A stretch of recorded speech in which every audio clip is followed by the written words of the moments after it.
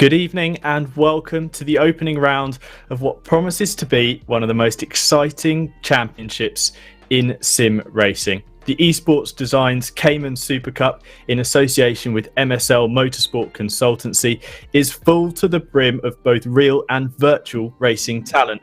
And as we head into a second season, the battle for the championship starts tonight.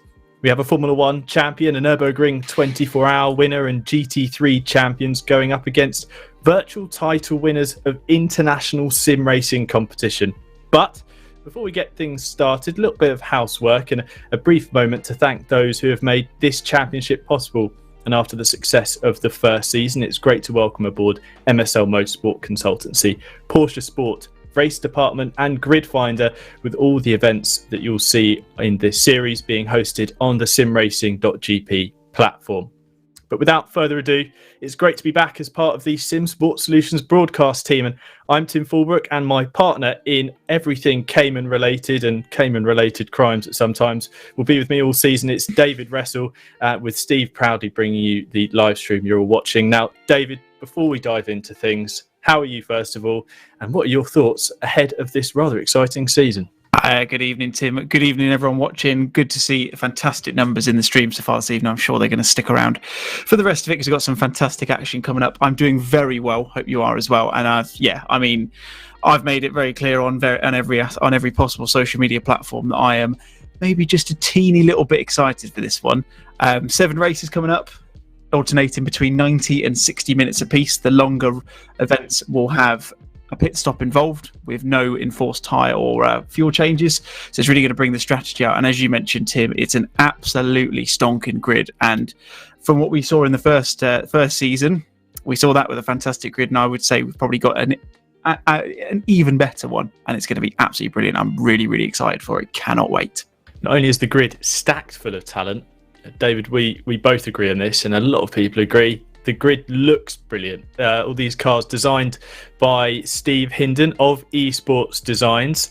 There are your cars on the screen at the moment. A rainbow of designs, including there's a John Player Special JPS style Cayman Jack Noller for MSL Motorsport. Then we've got the design, the Rothmans looking also for MSL. Then we've got the nice orange of Haupt Racing. Personal favourites, David? I've said this before. Mine is definitely the EGT Motorsport cars. I like those ones. But for you? They do look really nice, don't they? I think the Haupt Motorsport ones, I think they're just really clean and tidy, especially the orange. Anything orange on a car is always a big hit for me. And the podium sim racing ones, we saw them in last season, and we saw all of the guys from PSR running very similarly but different accents on the cars. And you can see them again. You got Darrell Upton in the number 21, Bastian Zenefels in the 64, and John Clements in the 88 machine. And they just, you could pick all 30 of these that you can see on screen because they all look absolutely immaculate. Steve's done an absolutely fantastic job on these, and I know he's been very, very busy. I'm just hoping he's not going to have to see too many of them this evening, and hopefully if he does see them, they'll be in his mirrors. That'd be nice, wouldn't it? Brilliant stuff, of course. Now, we'll obviously go through this again, but the race format for tonight's event is a 90-minute one-stop race, and this alternates with 60-minute races at other events. But that's the driver decision, isn't it? When and how they take the stop. No requirement to take tyres or fuel, so strategy playing in. Also, to factor in a change from last season, points go all the way down to 15th place, 1 point for pole position, 1 point for the fastest lap, and there's 7 points up for grabs for the drivers who complete every single event of the season. There's also some spectacular prizes, tickets to the Grand Prix Bull, British Grand Prix Bull. There's also tickets to the British Grand Prix. There's driver instruction up for grabs, and the driver who places the fastest lap in every race gets a lovely set of Grid Finder gloves. But we'll cover all those later in the event tonight. And David, looking forward to tonight, the 4.655 kilometre circuit here at Barcelona, 16 corners, criticised for a lack of overtaking opportunities. But this is going to be a race with plenty of chances, and particularly down to turn 1. Yeah, absolutely, Tim. And we said it all the way through season 1, and I'm going to say it again. Obviously, it's a spec series. Everyone is in that Porsche Club Sport 718 Cayman GT4 car. So it's not a case of someone's got a bigger engine than the other one, or someone's better on the brakes or in the corners. It is one of two things: setup and racecraft.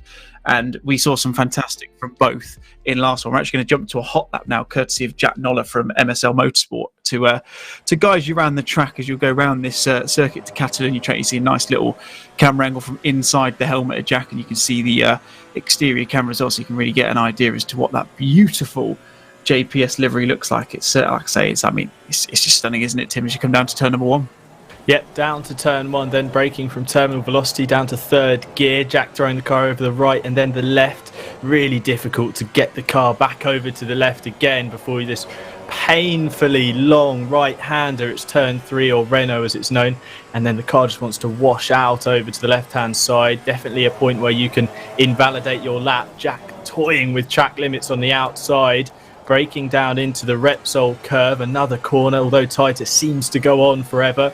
Then convince the car over to the right-hand side before dropping the anchor again into Sayat, one of the tighter corners on the circuit. But as the track falls away from you, got to catch the understeer, because on the outside there, another opportunity to invalidate your lap in towards the tricky left-right here, where, as you can see, Jack just playing with the car as it oversteers through the middle of the corner. Turn up at the top of the hill, Campser, the car wants to drift all the way out wide, but gravel trap and curb that will see you invalidate your lap with 4 tyres over the white line, down towards one of the best overtaking opportunities here at turn 10. Drop the anchor at about the 150-200 metre mark and get the car stopped, second gear, climb up the hill through the left-hand kink into another one of these never-ending right-handers. You can see Jack Noller toying with the car. It's slipping out from underneath him. Plenty of steering inputs that come through Europe car, and then get the car over to the right for this painfully slow and clunky chicane that rounds out the lap. Run over that curb on the left-hand side before trying to keep it as flat as possible through the final corner at New Holland before running towards the line. And David, this is a circuit we've seen plenty of racing at in Formula One, plenty of racing in GTs as well, but in GT4s, where we talk about corner momentum and being as precise as possible, every single one of these corners has a unique challenge, and it's going to be the driver who can get those nailed in qualifying that's going to set the best time. Yeah, absolutely, Tim. Of course, 20 minutes qualifying, that'll be coming up in just a moment's time, so we'll be able to see how these guys are getting on and see who's going to really set their stall out. There's 31 drivers we're expecting this evening, so yeah, we've gone through a few of them, and we'll pick up on a few of them and give you a bit more detail on them as and when we see them throughout this evening. But it is one of those old school tracks, and like you said, the beauty of the GT4s is a lot of your pace comes through keeping up your momentum, and the Catalonia track is no different. You go through the first sector, you want to try and keep speed up, you want to try and get as much time on the power as possible. But we do know, and yes, in the Formula One, as you mentioned, overtaking is not necessarily easy to do, but I have seen how these guys get on in terms of racecraft. So I can guarantee all of you watching this evening, there is going to be an enormous amount of action. So don't go anywhere. It's going to be a belter. And just to add spice into the mix, every single qualifying session in the inaugural season of the Esport Designs Cayman Supercup, we had the grand total of a tenth, basically separating the first 2 positions on the grid on average across 5 20-minute sessions. I mean, it's just ludicrous, David, that the field is so close.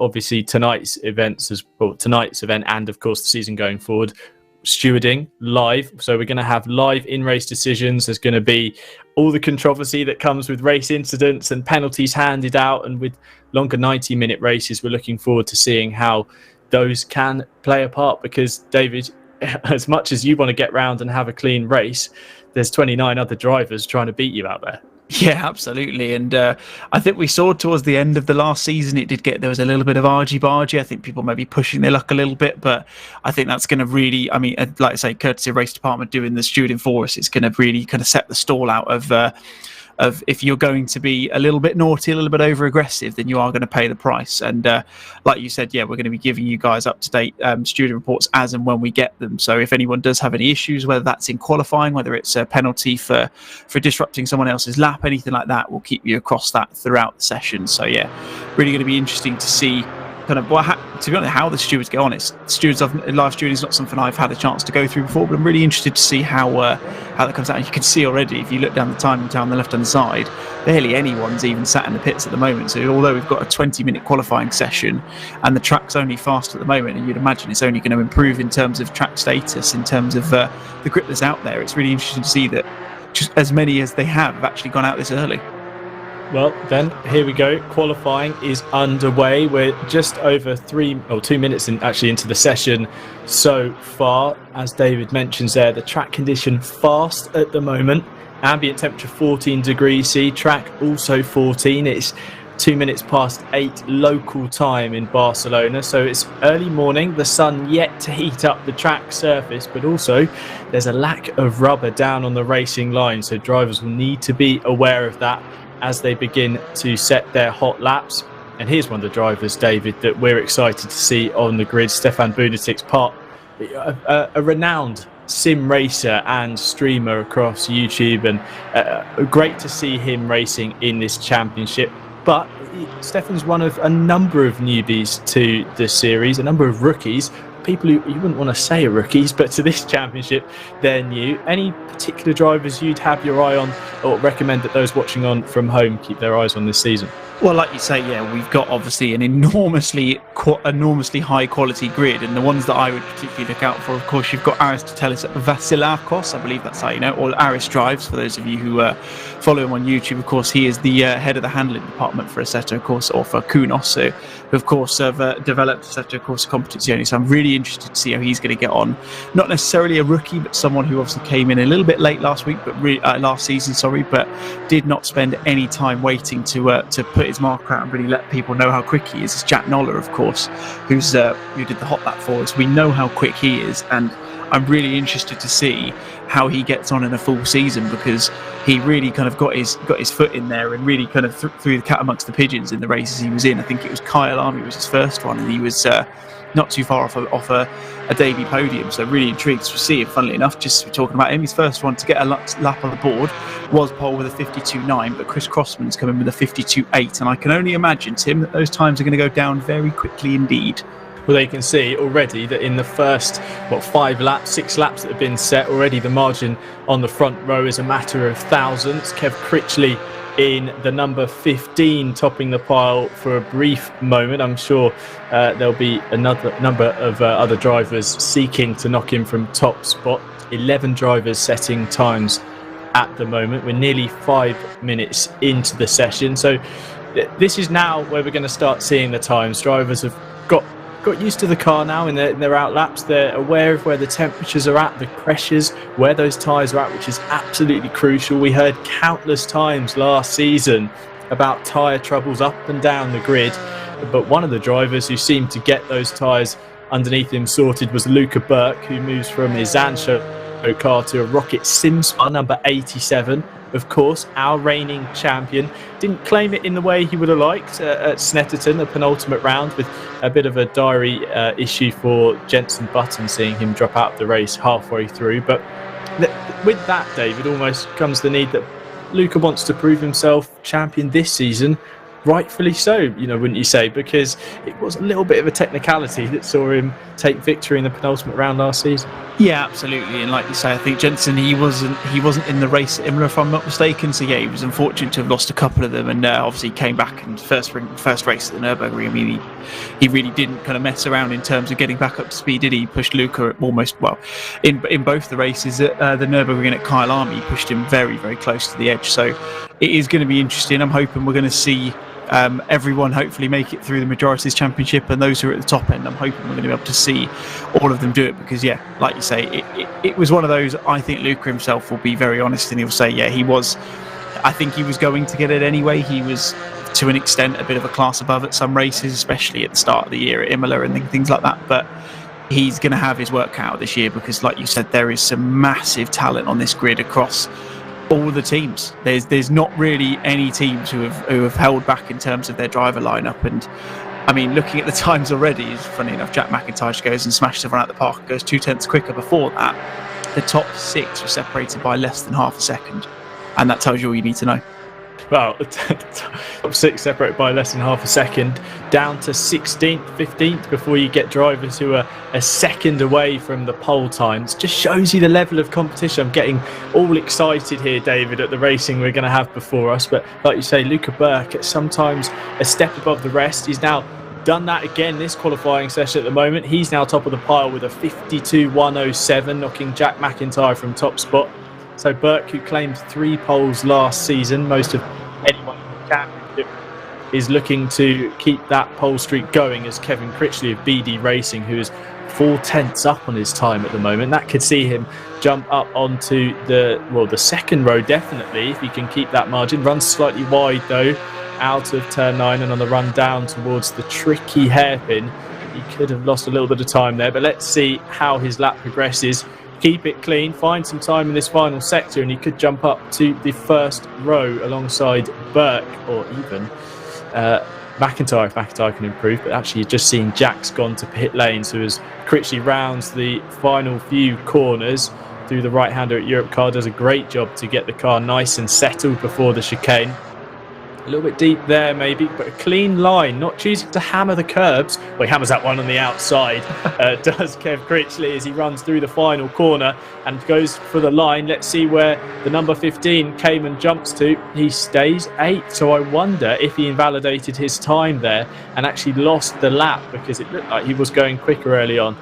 Some of these times, David, like we've said, they're very close already, but with that risk of invalidating a time, there's plenty of opportunities to do that here at Catalonia.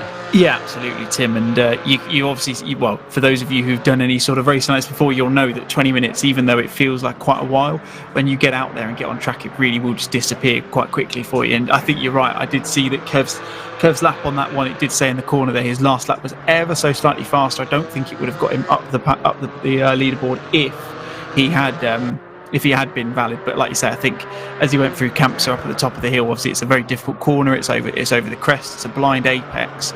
I think he's just gone a little bit too wide there, and he's just got dragged towards the marbles. And like you said, on the hot lap, he's probably just dipped a wheel too many off onto the left hand side, unlike what John Clements is doing at the moment. And as a result, he's invalidated the lap, but he's got plenty of time. There's still just over 10 minutes of qualifying left. The track is getting warmer. We've gone up a degree so far, and I've no doubt that this track will transition to an optimum track status shortly. We'll have all the grip available. But, see, funnily enough, I'm just looking at the moment, Luca Burke has actually disappeared off the timing chart, so I don't know what's happened there. I wonder if he's disconnected, because that's the only thing I can imagine, unless there's been something else happening. But not a good start for our reigning champion, it seems, if that has happened to him. It's time to rejoin, so let's see if Burke can get himself back in the lobby. But Ross McGregor on screen at the moment in the 33 Zancho Simsport car, rounding the final corner. Ross, a very competitive driver in the previous season, podium in the final round, crosses the line, stays 9th, 4 tenths off the current pole margin, pole position time, as we see Bradley Brocky's here. This is a team I'm really happy to see on board this season and taking part. It's the E-Team Brit, obviously the esports arm of the Team Brit organisation. It's fantastic to have Max Spooner and Bradley Brocky's racing in this championship. Excited to see how they fare. Max was honest with me and said, he lacks the experience in GT4 racing. He feels more at home doing prototypes in iRacing than he does with a little 718 Cayman, but excited to see how he stacks up against the competition as Bradley downs the hill towards the left-right, that will then take him back up into one of the trickiest parts of the track. And it's great to see Oscar Sandberg back, driver of the Turn 1 Esports 120 car. Oscar was so quick last season, David, wasn't he? But a little bit unfortunate at times. He had a disconnect, I think, at Imola, and then we had a couple of incidents later on in the season, but he was ruthlessly fast throughout the championship. Yeah, absolutely. And he wasn't short of bringing action to the table, was he? Of course, now he's a 2-time Nürburgring 24-hour winner, if I'm not mistaken. He was a 1-time winner last time we kept out. And he did mention in the Discord server with all the drivers earlier, he did mention he's not had really a chance to practice apart from a couple of hours this afternoon. So it'll be interesting to see how he gets on. I have had confirmation through that as well that Luca Burke, unfortunately, his copy of Assetto Corsa competency has crashed. And as I understand it, once qualifying started, if you've disconnected, you are not able to rejoin the server. So that is going to be him, unless anything different happens. That's going to be him out of this first race, which is a real shame. And like I say, based on the quality of field we've got at the moment, a big old dent in his championship challenge right off the bat.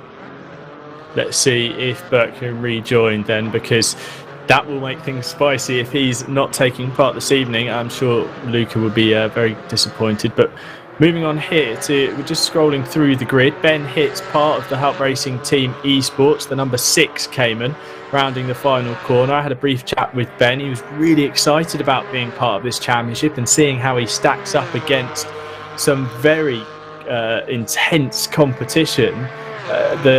Ben was just really interested to see how you come to terms with ACC, come to terms with this particular car.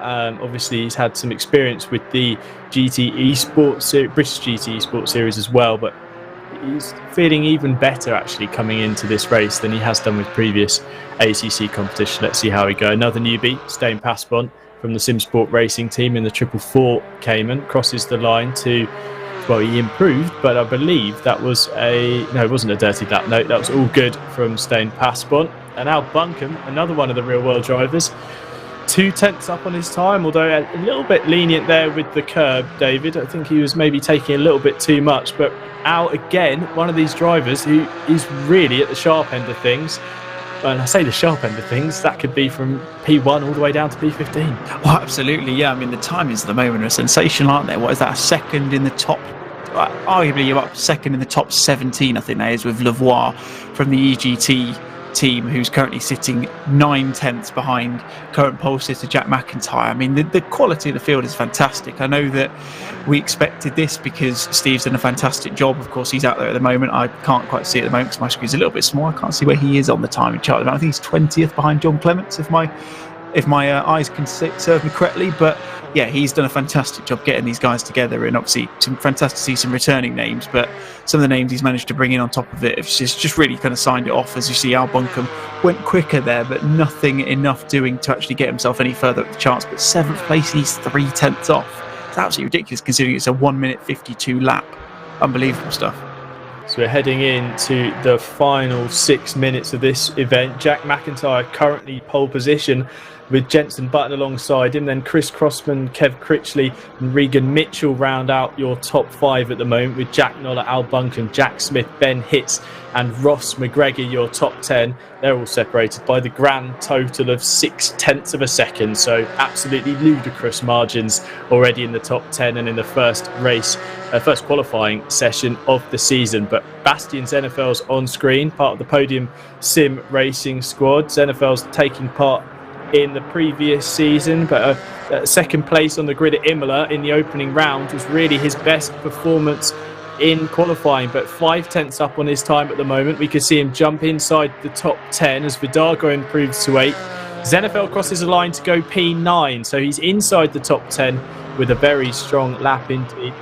So you see Regan Mitchell a 10th up on his time, and a slender margin of that will even see him improve a position, potentially 2, and on to the second row of the grid, displacing Jenson Button from 3rd, as Mitchell then comes down this back straight towards the very tricky hairpin. The anchor stopped and throw the car in. He manages to get it in nicely, doesn't run out too wide over the exit curb, so it looks like his lap time is still very much intact.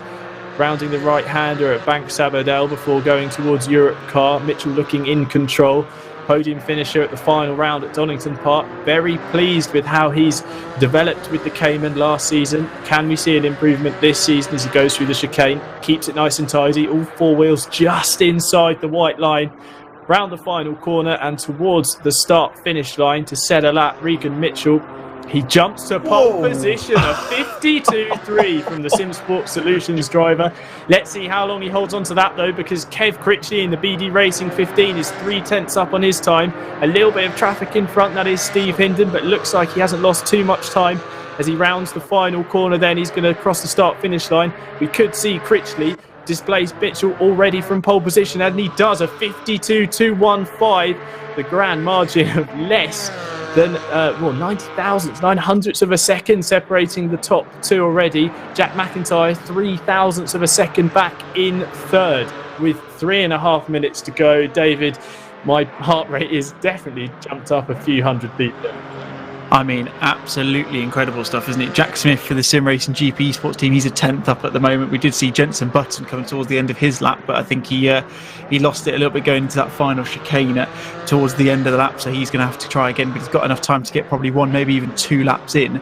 Jack will have to see how he gets on. We can see the time. I mean, the time's just disappearing now, aren't they? It's crazy how quick these guys are getting, and still top 16 all within a second. Aris just outside that in 17th, and the number 42 Kunos machine with just over a second and a tiny bit above the 152.2 that's on there at the moment. Jack's still keeping that lap value. It's coming down towards the end of that, coming into La Caxa now. That hairpin, really important braking zone, like you said, Tim, going to be an important overtaking spot when it comes to the race. Gets a good exit, wants to try and get as much momentum as he carries up the hill, doesn't want to go too wide here. He can treat this as a double apex, a little bit of back end sticking out there, so that's probably going to have lost him a small amount of time, but I'm not hearing that's changed his time too much at the moment. Still a 10th up, I'm hearing, as he comes into the final couple of corners. Again, as we've seen quite a lot of the guys, nothing too aggressive on those curbs. Takes the rumble strip, but not the sausage curbs. Gets a nice run out of the final corner through New Holland. We'll see what his time's going to be. Still got that 10th. It's going to shift him up a couple of positions. Can it put him into 4th? It does. It puts him into 4th position, and that is a 10th and a half off of the current pole sitter Kev Critchley. But my goodness me, these laps are ridiculous at the moment, Tim. I can't quite believe it. They're coming in, though, to their final runs, less than 2 minutes on the clock. They will, if you got out on track now, you would just about have enough time to get round and start a lap. In fact, I think you'd need to be out on track now. So Al Buncombe and Pierre-Olivier Cloutier in 14th, part of the EGT Motorsports team. Those two drivers have accepted their fate, so no opportunity to respond, as we see Zenefels getting slightly sideways through the first part of the chicane. Round the final corner, he'll stay as far left as possible to minimise the distance to the line. And can Zenefels improve? He crosses the line, stays 11th, but has another opportunity. This is his last chance to beat his best time, which is a 1:52.6. And here's Aris Vasilakos in the 42, down towards the hairpin. The car looking nice and stable. We can get quite loose there as you transition from heavy braking to rolling the car through the apex, but Aris doing a nice job. Oh, we're getting quite sideways there through the right-hander, not losing too much time, but any lack of grip like that, I mean, I hate to say it, David, you'd expect if anyone knew how this Cayman would behave, it'd be Aris, and I'm sure we'll see we'll see some expertise from him as this season progresses through the chicane and into the final corner. There'll be yes. Sorry, just Steve Proudley distracting us with some good humour in our ears as Aris is crossing the line, doesn't improve on that lap, 0.2 slower, P18 for the time being. 20 seconds to go. It's all heating up here. It doesn't look like any drivers are. A few in the pit lane. Jack Noller a 10th up. There's a car off there at the hairpin, probably just resorting back to pit lane. An improvement of a 10th, 2 tenths up. So we could see Noller jumping inside the top 4 or 5 positions on his last attempt. Checkered flag is out. Session is done.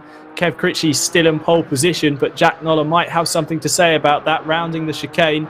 And he'll need a clean run through there, which he's got. Hops over that little yellow curb, 2 wheels only. He's okay on the run through the final corner. He'll stay left. And does Jack Noller improve? Crosses the line up to second place. A brilliant lap from Jack Noller of the MSL Motorsports team at the death there. Brilliant time from him to jump up to second place on the grid. It didn't look like any other drivers were out there completing laps. And wow, David, if that's going to set the tone for the season, then those watching on from home have got absolutely everything to look forward to. As we hear, actually, Jack McIntyre is still out there and improving. 4 tenths up, David. Do you want to take us around the rest of this lap? He's got 2 tenths to fine and 4 tenths up. We could see a new pole position. Well, absolutely. He's got another driver, a back marker in front of him at the moment. Just trying to see who that is. I think that's Gieser, Danny Gieser, who's currently sat in 17th. Gets a decent enough run. Will go on board, as you can see, coming out of Le Cax. They're coming back up the hill. He's going to try and keep that time. He's half a second up at the moment, so it's going to put him easily on pole if he can keep this going in the Zancho Simsport 37 machine. He's got enough of a gap in front of him to not really have too much of an influence on how he's going to get through these last couple of corners. Coming down towards the RAC CGK. He's lost a tenth, but he's still got 4 in hand. He only really needs 2 and a bit to get above Kev Critchley and get onto the front row and on that pole position spot, and it's going to kick him off. He's got 4 attempts to come through the final corner. Surely it's going to be pole position for Jack McIntyre. It can't not be at this stage, and it is. Wow! And that was Smith ahead of him in the 14 machine. He's gone 5th. And interestingly, I was going to mention a little bit earlier before we started seeing all those laps come through, but Kev Critchley actually got another couple of attempts after he got it on pole. So he got it provisionally, managed to get 2 attempts, and then Jack McIntyre's gone, right, hold my beer, I'll get this done, lads. And absolutely smashed it out of the park. That was incredible. What a lap from him. Fantastic. And I think maybe we saw the track improving towards the end, or maybe just the drivers giving it absolutely everything on their final attempt to set a lap time. So the order for this first round of the Esport Designs Cayman Supercup, Jack McIntyre will start in pole position alongside Kev Critchley for BD Racing, a gap of 2.5 tenths separating them. And it's funny to say, David, that I think that's one of the largest pole margins we've seen in this championship. Then it'll be Jack Noller in 3rd in the MSL Motorsports Cayman, and then it's Regan Mitchell 4th with Jack Smith 5th, Chris Crossman 6th, Jensen Button, Ben Hitz, Al Buncombe and Kieran Vidago rounding out your top 10 positions. Yeah, fantastic stuff. We're actually going to hop on the affectionately named Simsport Solutions Segway as we go down the grid, so you can see these beautiful liveries in a bit more detail. I mean, they look absolutely fantastic, don't they? There's that JPS livery. You've got the noir copy of the Simsport Solutions car, Regan Mitchell there. I think that's James Smith, who's in the number 14 machine on the left. I mean, these look absolutely stunning. You've got the 2 rocket guys you can see a bit further back of Button and Buncombe. They're a little bit further down than I think they would have been hoping. I mean, like you said, Tim, I think it was just a case of this track just continued to evolve. It must have done, because Jack was pretty much, if not the last guy on track, and to gain half a second nearly on that final lap is nothing short of incredible. And from what I was hearing from Steve in my ear as we were calling through that final half a lap, it sounded like he had about 4 tenths in hand from the first half of the lap. So really must have got that hooked up really nicely, and as a result, got a fantastic pole position to kick off this championship. Of course, 90-minute race and a pit stop included, as we've mentioned before. Whilst there's no mandation in terms of you have to pit for fuel or tyres, it is worth noting, we haven't mentioned this yet, but they only have a limited set of tyres available to them. Tonight, there's only 4 sets of tyres these guys have, so in theory, you would expect a standard strategy to be 1 in practice, 1 in qualifying, 1 or maybe 2 in the race, depending on how you go through them. But it's going to be really interesting, Tim, isn't it, to see what these guys actually do, and really just to see what we're going to see in terms of strategy. Are people going to jump in quite early if there's maybe some instance at the start, or are we going to maybe see some people try and go really long into the race and try and get that overcut and see how they get on? Yeah, that's definitely something we've got to weigh into strategy, because you could be a driver that risks taking a very new set of tyres in qualifying, taking a couple of laps out of its life and running it in the race. So I wonder, I hope we can speak to a couple of the drivers at the end of the race tonight, but I wonder if anyone dare take a set that they're carrying over into the race in qualifying. As we get towards the back of the grid, the 2 E-Team Brit cars rounding out the field. Plenty of you in the YouTube chat enjoying the session so far. Parkins are enjoying the laps right at the end. Freckle766 saying it's an awesome lap, Jack. Mike Noller as well saying what a lap, great quali from Jack. I think he might be slightly biased judging by the surname. So brilliant to see the support from everyone in the chat. Like David mentions, 1 mandatory visit to pit lane, but no requirement to take fuel or tyres. And you can see the drivers that have made their stop. By the timing tower on the left-hand side of the screen, next to everyone's name at the moment, is the number 1 in a little orange box. That box will go green if they have made their pit stop. So that will help you keep across the strategy this evening. 90 minutes ahead of us. And actually, you mentioned, David, about strategy. I had a word with Aris from Team Kunos, obviously taking part, and a driver and gentleman who knows a lot about the ACC game, of course, involved in developing it. And he was saying he doesn't think that drivers will try and go the whole way. He thinks there's too much risk in terms of tyre life. So the chances are drivers will need to take a second set. But with pit stops, as we both know, David, from our very amateur sim racing experience, the pit stops in ACC, you've got to get them right, because you can just tip time down the drain if you make a mistake. Absolutely, yeah. ACC is one of those where you have to get your pit stop absolutely bob on the money. If you go a little bit too far forward on your pit stop marker, you will lose at least a couple of seconds. I've no doubt these guys have been practicing. They'll have been making sure they've got their entry sorted out. They're going in as fast as they can without getting any penalties. Of course, if you're speeding in the pit lane, that's a 30-second penalty slapped upon yourself. Of course, we've got to bear in mind track limits as well. But I kind of get your point, Tim, to be fair, because obviously we've seen it in many races here at Catalonia in the past, whether it's been in GT racing, Formula One, anything like that. You have got to bear in mind, of course, it is a very, very left-heavy track. So the left-hand tyres are going to be screaming probably towards the end. So I think you are right. I think it'd be very interesting to see if anyone does try and do it. We'll probably get a rough idea as to whether they are going to be doing a tyre stop, because if they are, it's going to immediately be a roughly sort of 30-second loss in the pit box. So you're looking maybe about 55-second loss in the pit lane. If they just go in for any fuel or anything like that, then it'll be a lot less. But we'll certainly keep an eye on that, and we'll keep you guys informed as we go throughout this evening. So Jack McIntyre then leads the grid away on this formation lap. The Zancho Simsport driver, number 37. His best qualifying coming into this race in this championship so far was a P8 at Snetterton, but he's blown that out of the water as the 4-time British Sim champion. And he was able to give Luca Burke, I suppose a driver associated with Zancho, a bit of a headache in the British GTE series, and someone definitely worth keeping an eye on considering his pace already this season. Championships aren't won or lost in the first race, but you certainly start to build your championship run. And David, you know, we've seen with these drivers, they do push 100%, but where would your head be at? Are you thinking maybe let's just get a race under your belt, score some points, or are you going out there for the headlines in race one? Well, I mean, to be honest, Tim, if I was in this race, I'd probably be down towards the back end of the grid, so I'd finish. But no, all joking aside, if I was in Jack's position right now, I think your main focus is, right, get down to turn one, get a good run off the line. Of course, it's a rolling start, so as much as many people may not see it, it can be won or lost, or not necessarily won or lost, but you can lose quite a lot of time if you just get that ever so slightly wrong. So there's going to be trying to keep that going to be keeping the revs as high as possible, get a good run off the start, and yeah, if you can get into the first turn in the lead and ahead of Kev Critchley and Jack Noller and Regan Mitchell, any one of those top 5 or 6, to be completely honest with you, are going to be fighting for that lead off the start.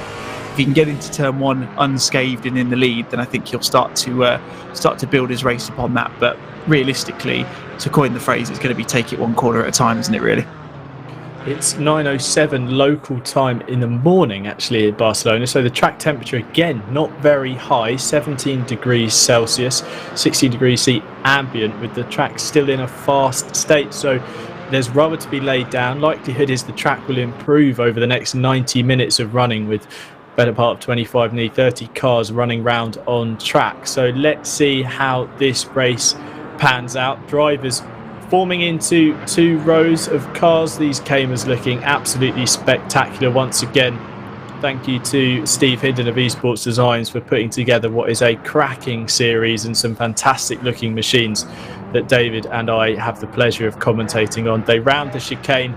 I wonder if we're going to see some bump draft tactics from Button and Buncombe. They're starting in front of behind each other in 7th and 9th position on the left hand side of your screen. But as the drivers round the final corner and take their formation, and they'll get the season underway when the green flag waves. The crowds are packed in the stand. Stain Passpont picking up a drive-through before the season has got underway, and there's green as they're side by side down towards the first corner. It looks like Buncombe's got a better start than his teammate, pans out to the outside, but McIntyre's going to hold the inside line, force Critchley round the outside into turn one and hold off the position, and does so. So McIntyre's got the whole shot.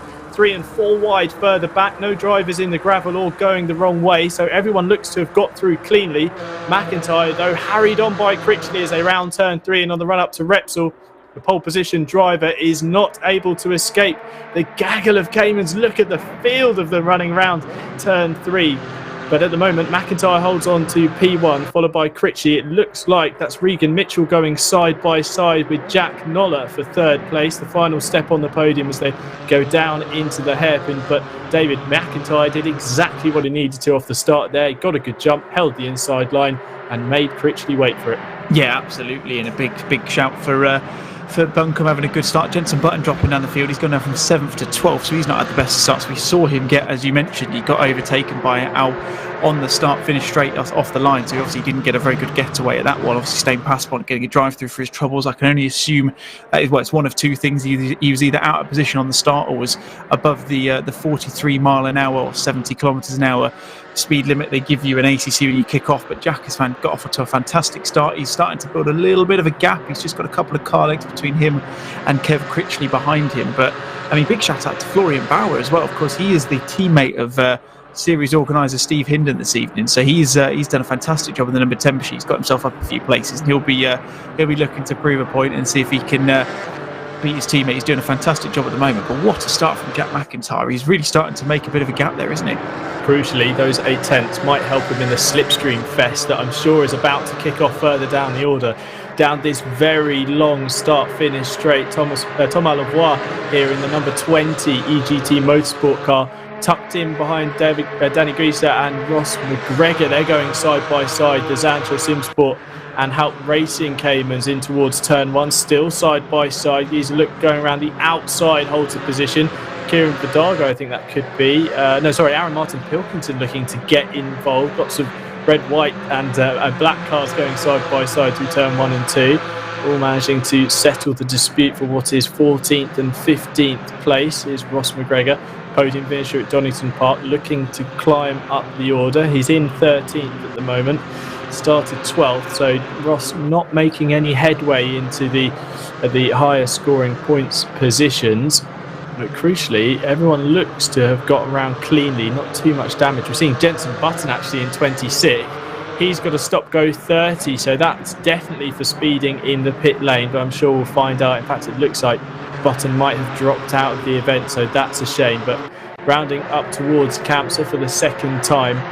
Look at this stream of cars, David. This is what we're used to, isn't it? And it looks like it's set to continue for the rest of this season. Oh, absolutely, yeah. Staying past one, just to note, getting a stop-go penalty for his troubles as well. So a couple of them being handed out. Of course, they're going to be for speeding in the pit lane. Unfortunately, Steve Hinden getting a little bit out of shape going into the chicane there, just behind Pierre-Olivier Cloutier, and got David Belanger just behind him. John Clements alongside him as well in the PSR machine, coming up into the top of the hill and going around there. We're seeing some student reports coming through. We'll see what happens as they come out of those as well. We'll keep an eye on that and see whether that's going to be something that will make any impact on these guys. But no one has elected to pit yet, barring, of course, we did see Jenson Button do it.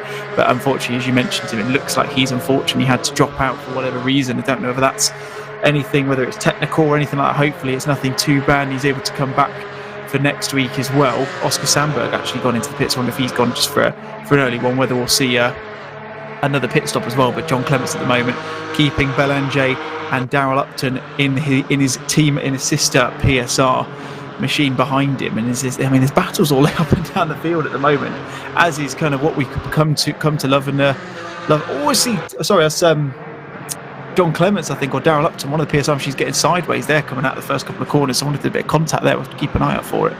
It's exactly what we're used to, isn't it, David? Battles up and down. I mean, we were looking at the battle there for 18th, 19th and 20th positions, crucially outside of the point, so the drivers will need to fight their way up into the top 15 if they want to score any points. Of course, they can get pole position. All set the fastest lap, which of course come with a lovely pair of Grid Finder racing gloves. I've got to throw that one in there because I'm very jealous that I can be out there potentially getting myself some nice looking gloves. But Jack Nodder in 4th place, a stunning qualifying from the MSL Motorsports driver. He's running round in 4th. He's got a slight gap in front to Regan Mitchell, but his real headache is coming from behind. Is Al Buncombe looking to the inside into the hairpin, getting the job done. They go side by side. Jack's going to try and hold off the Rocket Simsport driver. No, he's going to have to file in behind. So Jack losing a position there. But with the long front stretch, I'm sure that Nola will have the chance to fight back. Buncombe now will want to kick on and bridge what is a 1.5 second gap to the podium.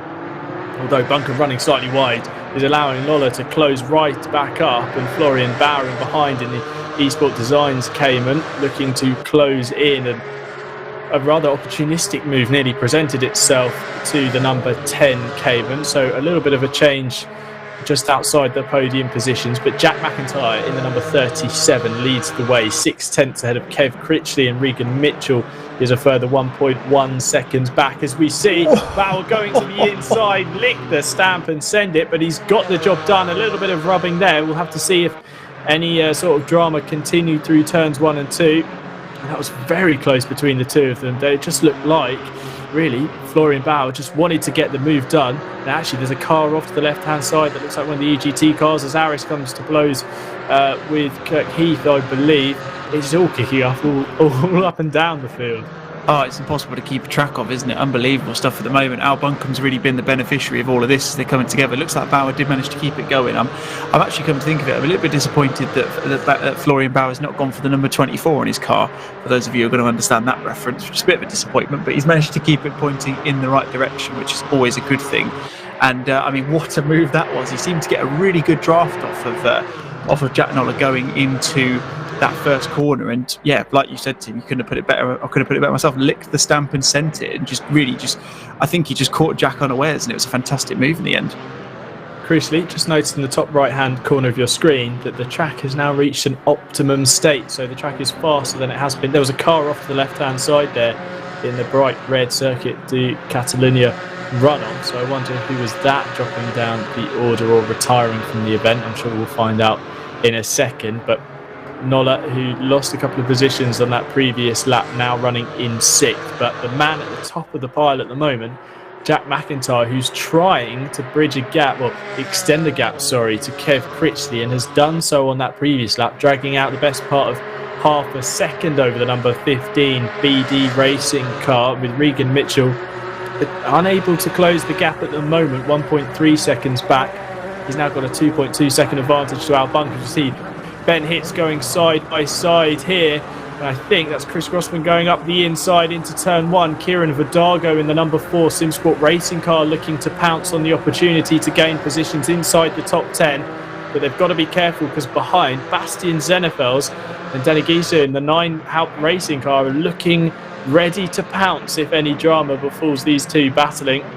As they go up towards the Repsol curve, Hitz holds on to his position at the moment. He's almost backing up the cars for his teammate in the Haupt Racing in the number 9. I wouldn't suspect that there's any kind of tactics like that already playing out. David would be in the first race of the season, none of that. But as we see Gieser actually getting a position, climbing up to 11th place, I think, getting past Zenefels. These drivers now, though, they're going to have to start thinking, okay, look, we're 9 minutes, yes, into a near Grand Prix distance, hour 30 kind of time frame, but strategy's going to start crossing their minds, because find yourself in a battle you don't want to be a part of. Could opt to take a relatively early pit stop. It might be too early to pit now. Once the pit window opens, I'd say in the next kind of 10-15 minutes, I wonder if we'll see any callers in the pit lane nice and early. Absolutely, yeah, I think you're spot on. I was going to say the pit window's probably, the theoretical pit window at least, is going to be around about from sort of half an hour into the race to with about half an hour to go, I would expect. But yeah, it's going to be really interesting to see if anyone's going to go against the grain. I think the ones that we are going to see do that, I would have to imagine it's going to be the ones who are going to try and go longer. But yeah, it's going to be really interesting to see, and I think that's where this is going to start to go to. Like I said, it's settling down to an extent, nothing too crazy at the moment. We see them kind of settling out. I think they're aware it's a 90-minute race now, so we're starting to see a fantastic front splitter cam courtesy of broadcast director Steve Proudley from Simsport Solutions on the Kieran Vidago number 4 Simsport Racing Team machine, trying to get past Chris Crossman in the number 3 machine. Gets to get around the outside of the first couple of corners. Lovely move from him, and that's going to put Chris under a bit of pressure from Danny Gieser and Bastian Zenefels as well, and that's not going to go out. So Kieran Vidago trying to get a bit of planning permission, go around the outside there. That was an interesting run through. He's managed to hold on to the position though, but interesting ideas from him. A little bit of pushing the limit, shall we say, on the track there. Still side by side with Chris Crossman down in towards the hairpin, and he's looking to get through as well as they exit the corners. We go picture in picture, 2 battles of 5 cars playing out on screen at the moment. Here's Al Bunkum currently in P4. He's managed to get past, well, he's actually very much challenged now by Florian Bauer in the number 10. Jack Noller attempting to hang on to the coattails of the eSport Designs number 10 Cayman, with Jack Smith in the Simracing.gp car, and Ben Hitz keeping in close company as we see behind Kieran Vidago going defensive from Chris Crossman. I swear this quartet of cars have been side by side all around this lap so far, but Vidago able to close the door and hold on to 9th place at the moment, and looking to kick on and close what is an over 2-second gap to the next car in front, which is Ben Hitz. As we see on the picture-in-picture, Al Buncombe and Florian Bauer getting very close through the chicane. It's such an awkward part of the track where the cars kind of concertina together and stretch apart as they apply the power and flat out round the final corner onto the start-finish straight. Kieran Vidago looks to have got the gap, as we see in the picture-in-picture. Florian Bauer going to the outside of Al Buncombe into turn 1. Can he get the job done? They're still side by side as they go through the left. Bauer cuts across the inside, hits the curb, and that's going to spit him out across the front of Buncombe and nearly off into the gravel, but he manages to gather the car up. Going to have to drop in behind Noller. That was very close there.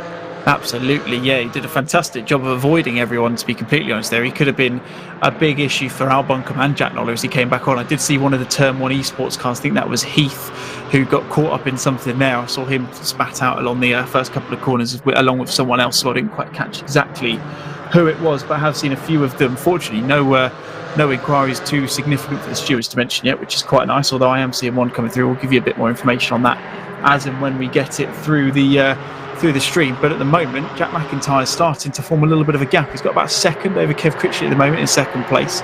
Regan Mitchell sitting a second or two back from them as well, and then it's really down to Al Buncombe now. Of course, he wants to try and get away from this gaggle of cars. You can see the distance between them at the moment. I think it's about 4 or 5 second gap. But yeah, so 5 seconds between Al Buncombe and Regan Mitchell, and what Al's looking for at the moment, I can only imagine, is to just try and break away. I'm sure he's hoping that Florian Bauer and Jack Noller are going to start to have a little bit of a coming together themselves, and then hopefully he can just start to extend himself a bit of a gap, get a bit of breathing room, and then really start to claw down the current third place man Regan Mitchell in that Simsport Solutions machine. So still got a lot of work to do, but of course always Florian Bauer getting a little bit out of shape. Gets the car all sorts of sideways there, nearly takes Ben Hitz with him as well. A little bit of an awkward succession of corners there from Florian. Really set up there, Tim, just by the looks of it, just missing his braking zone, unfortunately. See how one mistake just compounds into a difficult situation, and as we see now, Hitz is the one who's really suffering from that, because side by side Jack Smith in the Simracing.gp esports car going up the inside into turn 1, but Hitz able to go deeper on the brakes and swoop round the outside, but that compromises his run through the second corner, and Hitz holding up Smith. That's Kieran Vidago attempting to go round the outside. A little bit of contact to the rear of the number 14 Simracing.gp car. Vidago in the Simsport racing car. 4 of them going together into Wressell up the inside. Looks like Geese are trying to make the move on Vidago. There's still contact, nearly turned him, but they managed to keep facing the right direction. Vidago will want to fight back quickly. He's flashing the lights. Unhappy with that move from Danny Geese, so let's see what happens there. Danny is an experienced driver. I spoke to him before the race. He could barely cut down his achievements in the sim racing world. As we cut to a replay, let's see what happened here. This is Chris Crossman on the left-hand side of your screen, going side by side with the Hout racing car, and indeed Bastian Zennefeld's of Podium Sim Racing. It looks like they just check up, and Zennefeld's taps to the left rear and sends the car round. Those are 2 cars off there, and that's a real shame there, David. Just a case of 2 into 1 doesn't go, as we see Smith making the move on Hitz and Giza going through as well. It's all change here. In fact, Smith's gone off and now dropped back. Could barely keep on top of it, David. I'm trying to say what position they're in, and they're all changing every time I try and read it out. I think it's just better just to keep an eye on the timing tower and see what happens. I am noticing down at the bottom of the screen, Tim, that Pierre-Olivier Cloutier has got a 15-second penalty. I have noticed from the stewards report that is because of an incident with car number 80, which is series owner Steve Hinden. We'll get confirmation of that on the screen in the moment. We see Danny Gieser with drive-through penalty as well. I can only imagine that is to do with track limits. I can only imagine, because I can't see anything to suggest that's been the case. So we'll see. He'll have to drop into the pits over the next 3 laps, I think, for Pierre-Olivier Cloutier. There you go, confirmation from race control that there's a 15-second time penalty for the number 39 machine, which is Pierre-Olivier Cloutier, who has unfortunately tried to overtake Steve Hinden and has got caught up with the number 88 machine, which is John Clements. So enough numbers to keep me busy there.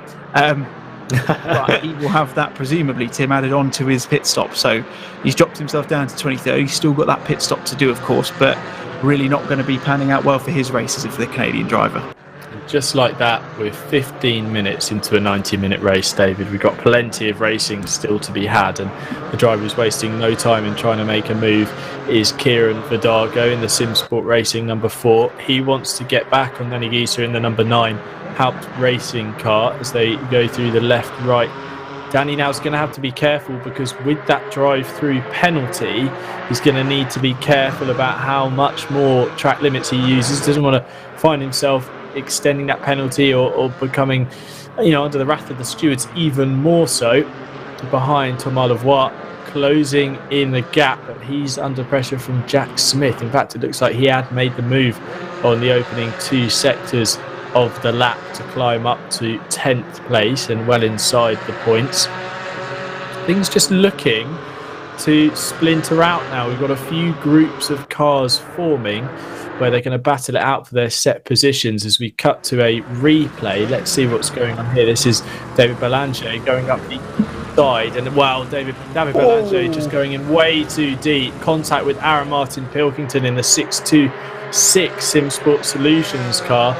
Very difficult one there. That just looks like David was way too late on the brakes.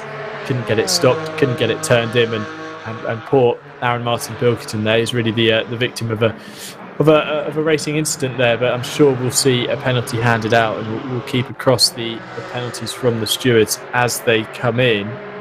As we see Kieran Vidago fighting back, and David, sometimes once you get past, the best time to make a move is immediately after, not letting a driver get away or take a second to catch his breath. Yeah, absolutely, and we're seeing a lot of that at the moment. You're seeing especially Kieran Vidago's being caught on both sides of the coin, to be completely honest with you. He's been very good at managing to be that opportunistic driver, getting a move on people if he needs to, but he's also been kept on the other side of it. You see Aris right on the back of Steve Hinder at the moment. I know these two have been having some friendly conversations over the last couple of days, getting things set up for this, so it's interesting to see these two out on track battling as well. You've got that's Aaron Martin Pilkington in what you can only imagine is a slightly dented left-hand side 626 Simsport Solutions machine, which is a bit of a shame. But Aris doing a good job at the moment. He's managed to get himself off a few positions from his start in the race. You see Chris Crossman's actually gone into the pits. The number 3 machine.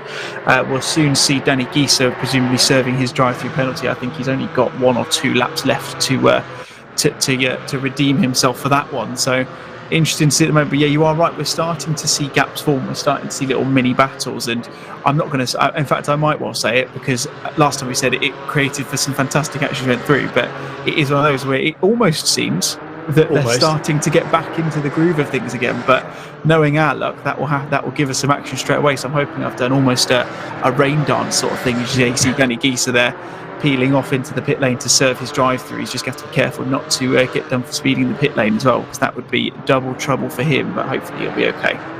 Slows the car down then to that painfully slow pit limit and heads through the very long pit lanes. We see as well Jack Smith in the number 14 Simracing.gp car heading to pit lane. I believe that could be for a stop. I'm not sure whether Jack's had any penalties, so we could see one of our earliest stoppers now, as we are about 20 minutes into the race so far. That'll be a very long stint from Jack if he's going from here to the end. 2 drivers that have already visited pit lane is Oscar Sandberg and Chris Crossman, but we haven't seen Crossman return to the track yet, so I wonder what's going on there. Oscar Sandberg still running round in the number 120 Turn 1 Esports car, just a long way off the back of the grid, which currently is Max Spooner in the number 63 E-Team Brit car.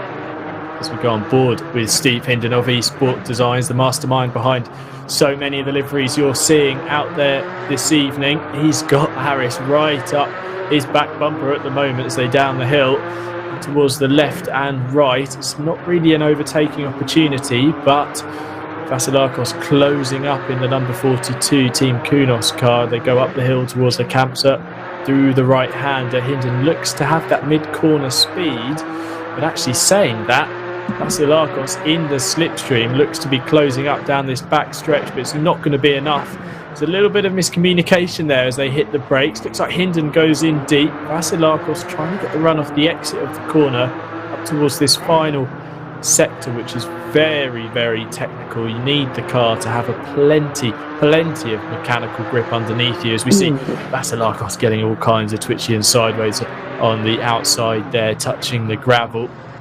Through the chicane they go.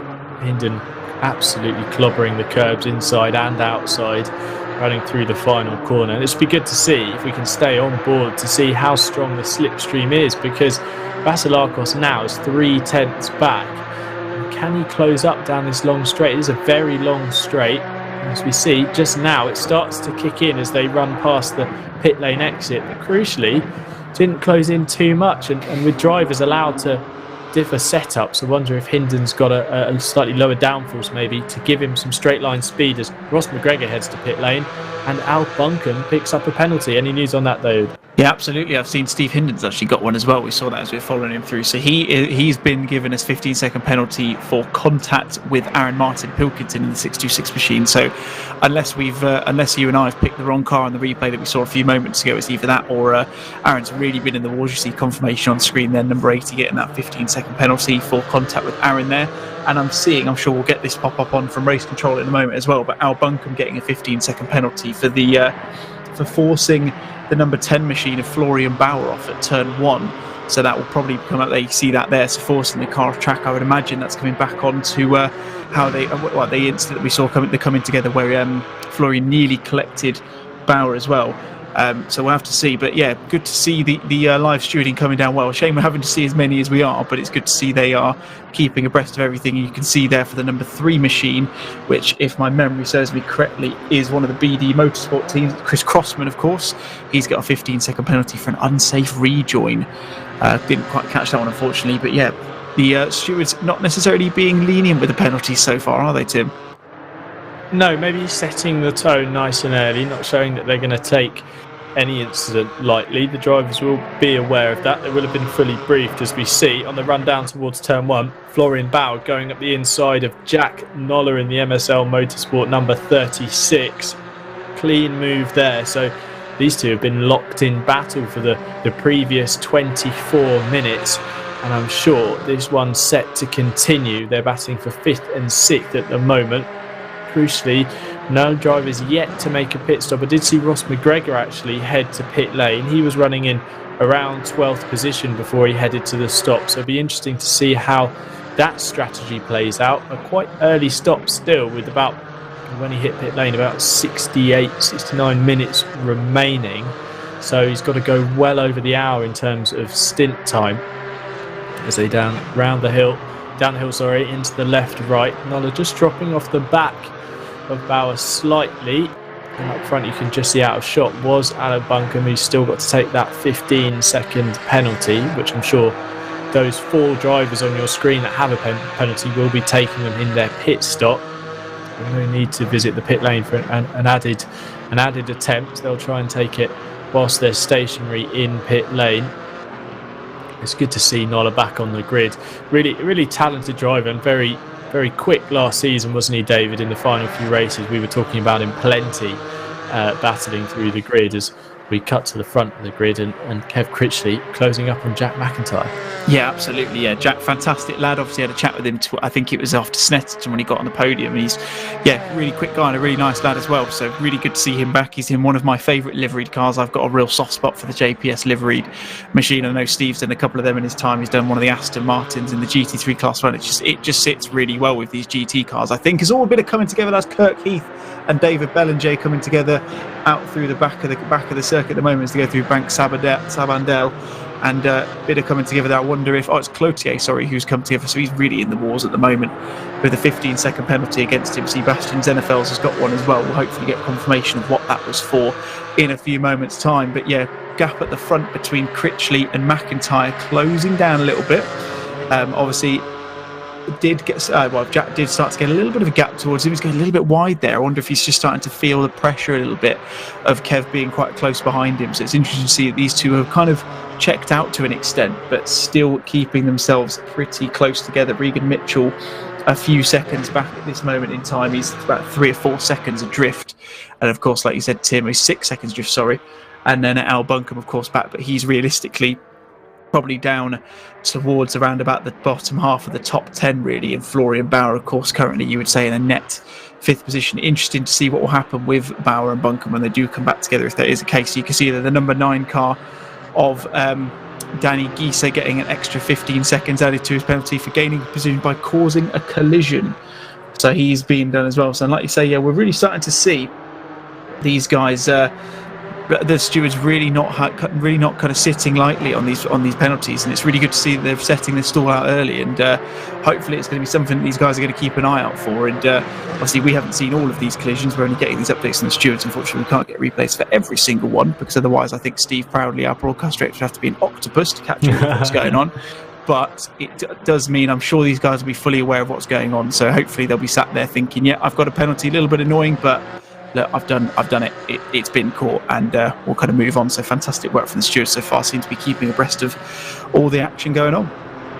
So Pierre-Olivier Cloutier making a pass on Kirk Heath in the 121 Turn 1 Esports car, nice and cleanly. Behind Stefan Bunetics in the number 83 car, closing up. He's making up positions in this opening race of the season. So some drivers going forward, some going backwards. See on the left hand side of your screen, Ross McGregor is back out on track, so he has made his stop. So it looks like Ross will be going to the end. Interesting to see how that number 33 climbs its way back through the order. Interesting to see, though, at the top of the standings how McIntyre and Critchley were almost working together, gapping the field, because it just costs so much time going side by side and letting someone through here and giving room there. Really, they're just working together and gapping the field, gapping Regan Mitchell, who isn't being caught particularly, get my teeth in, by Al Buncombe. The gap was over 5 seconds. It's still very much 5 seconds, in fact 5.1 tenths there at the moment with that 15 seconds. So Buncombe, look, he's not closing in on Mitchell. He has got some strong pace. So the current top two really are checking out at the front of the order, as we're about to elapse the half-hour mark and into the hour stint towards the end. And Regan Mitchell, well, look, he had a very strong first season, the only driver to finish in the points at every race, and that's a fantastic achievement considering that Regan wasn't too happy with his qualifying pace and has started outside the top 10 on a handful of occasions. So great to see Mitchell potentially making amends, but also developing with the car and coming to terms with it, because as we all know, you just got to put the miles in sim racing.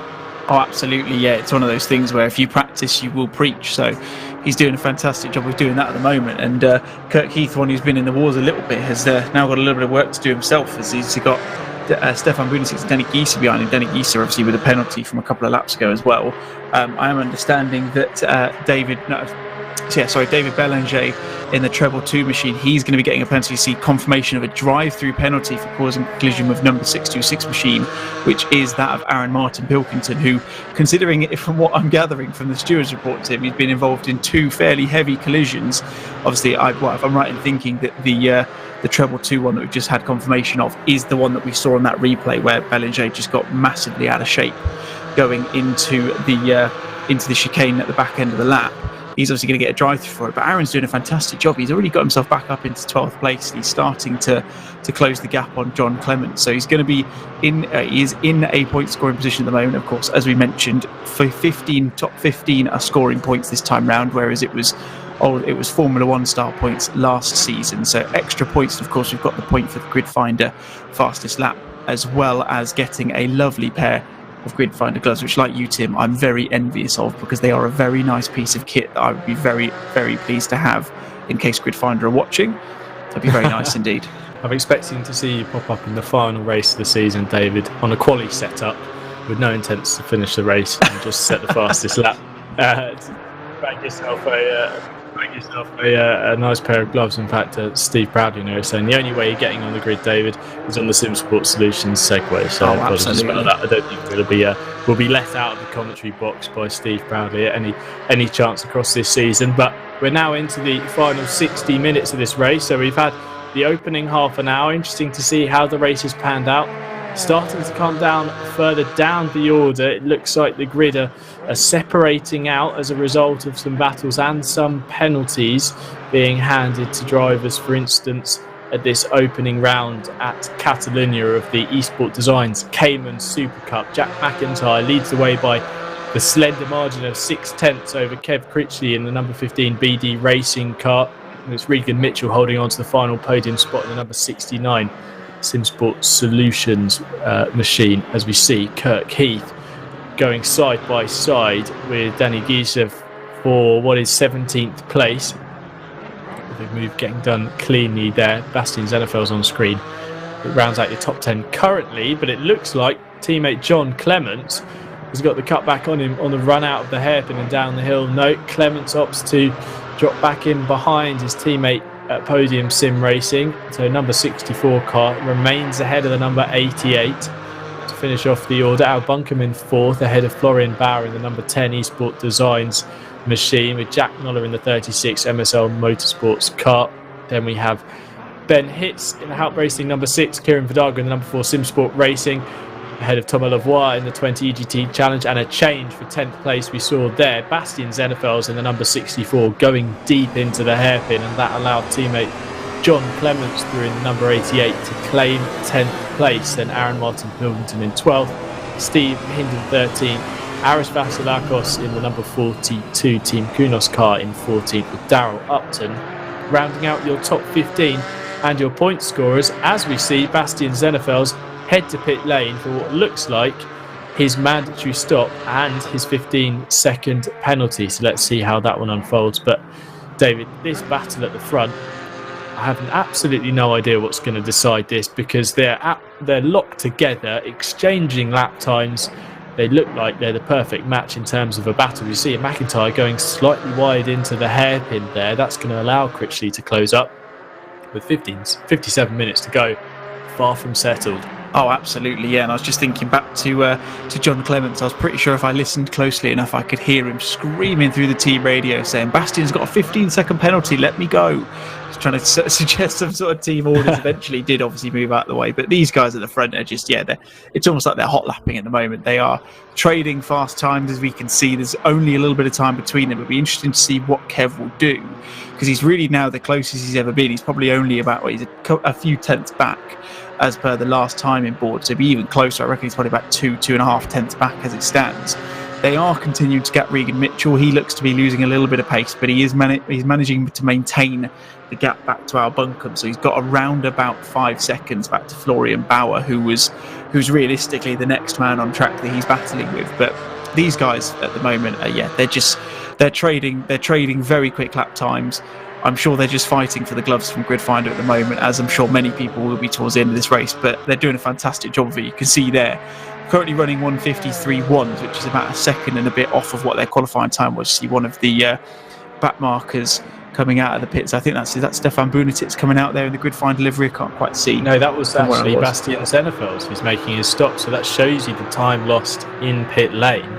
Zenefeld's obviously serving a penalty as well, but he's now behind the leaders and a lap down. So interesting to see how the field are already spreading out, but crucially the time loss. And it's a painfully long pit lane here, isn't it, David, where the drivers have to trundle at a slow speed.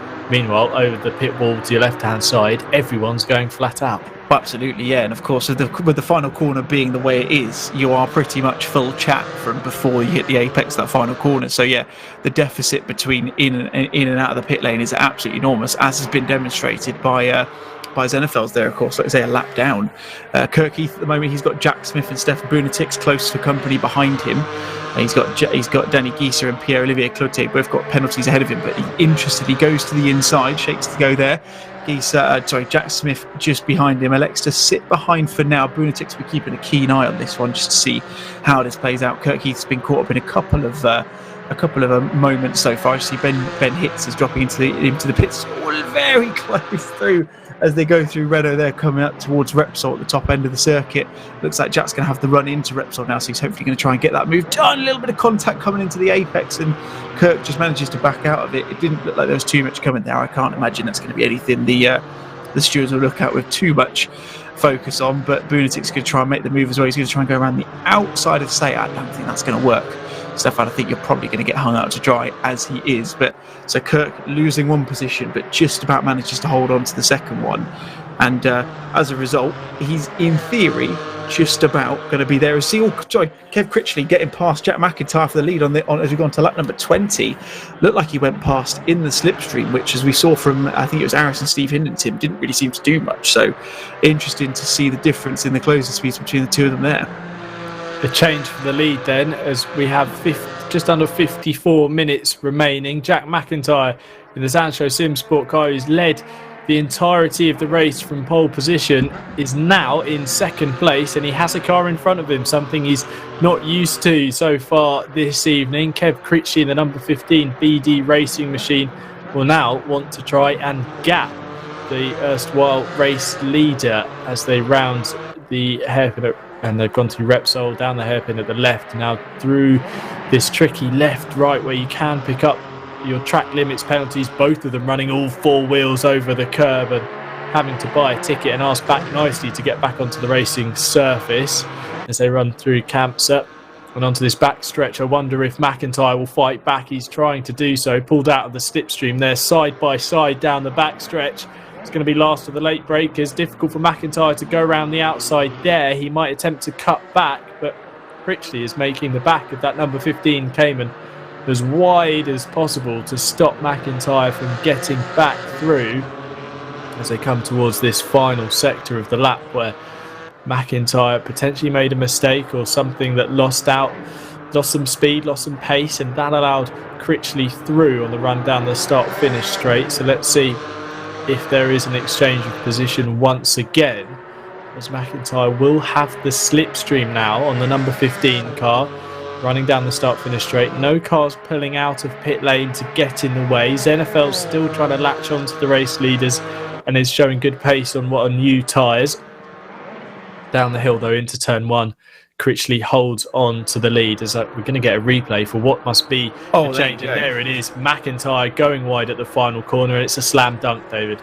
Oh, absolutely. Yeah, it was easy as you like, wasn't it, for Kev? I think it didn't look like it. I mean, it would have been very impressive if there had been that much closing speed. I was thinking Kev must have been almost glued to the back of that number 37 Sancho Simsport machine to get the move done. But yeah, as you saw there, Jack obviously got a little bit wide coming out of New Holland onto the gravel rather than grass, and lose position. But we've got a fight for position coming up here. We've got Steve Hinden looking at the inside of Aaron Martin Pilkington. These two, of course, have come together already so far this evening, hence the 15-second blot against Steve Hinden's copybook. He'll be hoping not for a repeat of that one. You've got Aris a little bit behind them, about 3 seconds back as it stands, and you've got Pierre-Olivier Cloutier in 13th, Jack Smith and Darrell Upton currently rounding out the top 15, but Darrell currently serving his mandatory pit stops. That'll shift Kirk Heath back up into the top 15. So realistically, we've really got to kind of see how this next sort of 25-30 minutes plays out, and we'll kind of get an idea as to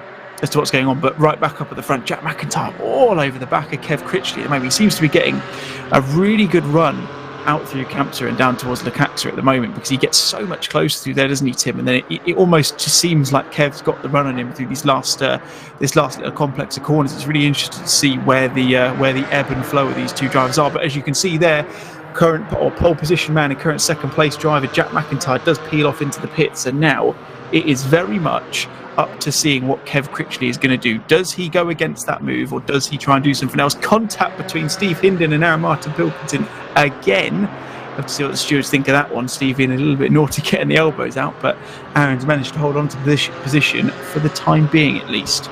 The white side of that car, which is unfortunately the left side, it would be nice if white was on the right for us in the commentary box, but anyway, is looking very dented and bruised. So it's nice to see that Aaron Martin Pilkington is still pressing on despite the damages, as we see Al Buncombe in fourth, who will now be bumped up a couple of positions, or a position anyway, thanks to Jack McIntyre heading to pit lane. It'll be crucial to see where the driver of the number 37 rejoins, because I noticed further down the order that Ross McGregor, who pitted well over an hour to go in this one, has actually gained a position on Ben Hitz in the number 6 Alp racing car. So I wonder what's happened there, because McGregor was outside the top 10, as we see.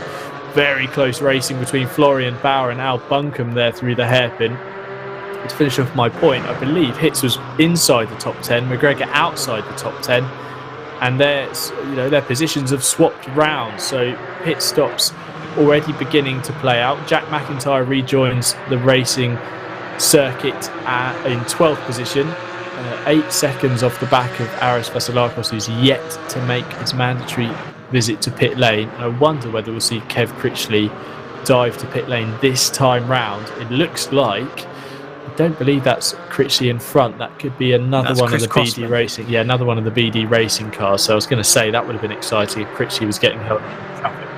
Critchley has continued. He's not in pit lane. So strategy beginning to play out as we near the halfway mark. And this is going to get difficult for Buncombe, because we'll need those blue flags waving and those blue lights flashing to let the drivers in front know that he is harrying on, because Florian Bauer is not holding back. No, absolutely. And the difficult thing for Al at the moment is of course, these two guys in front of him are fighting for 24th and 25th position, if my memory serves me correctly. So it's not going to be easy for him. And unfortunately, he's not had the chance to get past them down the start-finish straight. So he's going to have to follow them through the first couple of corners up towards Renault and then down towards Repsol. I can't even see he's going to make the move done. Probably going to have to wait at this stage until they get through Campser and back down towards the chicane towards the back end of the lap, and that's going to give Florian the chance to get back in. Of course, Florian all too familiar with it coming together with Al earlier. Of course, that's why Al Buncombe's got that 15-second penalty, and we did see what I would probably call a friendly little nudge from Florian on the last time round. Is there all a bit of contact coming together between Chris Crossman and Al Buncombe? That's not what you want when you're coming past a back marker. Al's not going to be pleased there. Fortunately, both of them have managed to carry on going, but I'm not sure what happened there. It looked like a bit of an odd one there, Tim. What do you think? Just looked like a bit of miscommunication. Probably Buncombe taking his line, Crossman taking his line, side-to-side contact.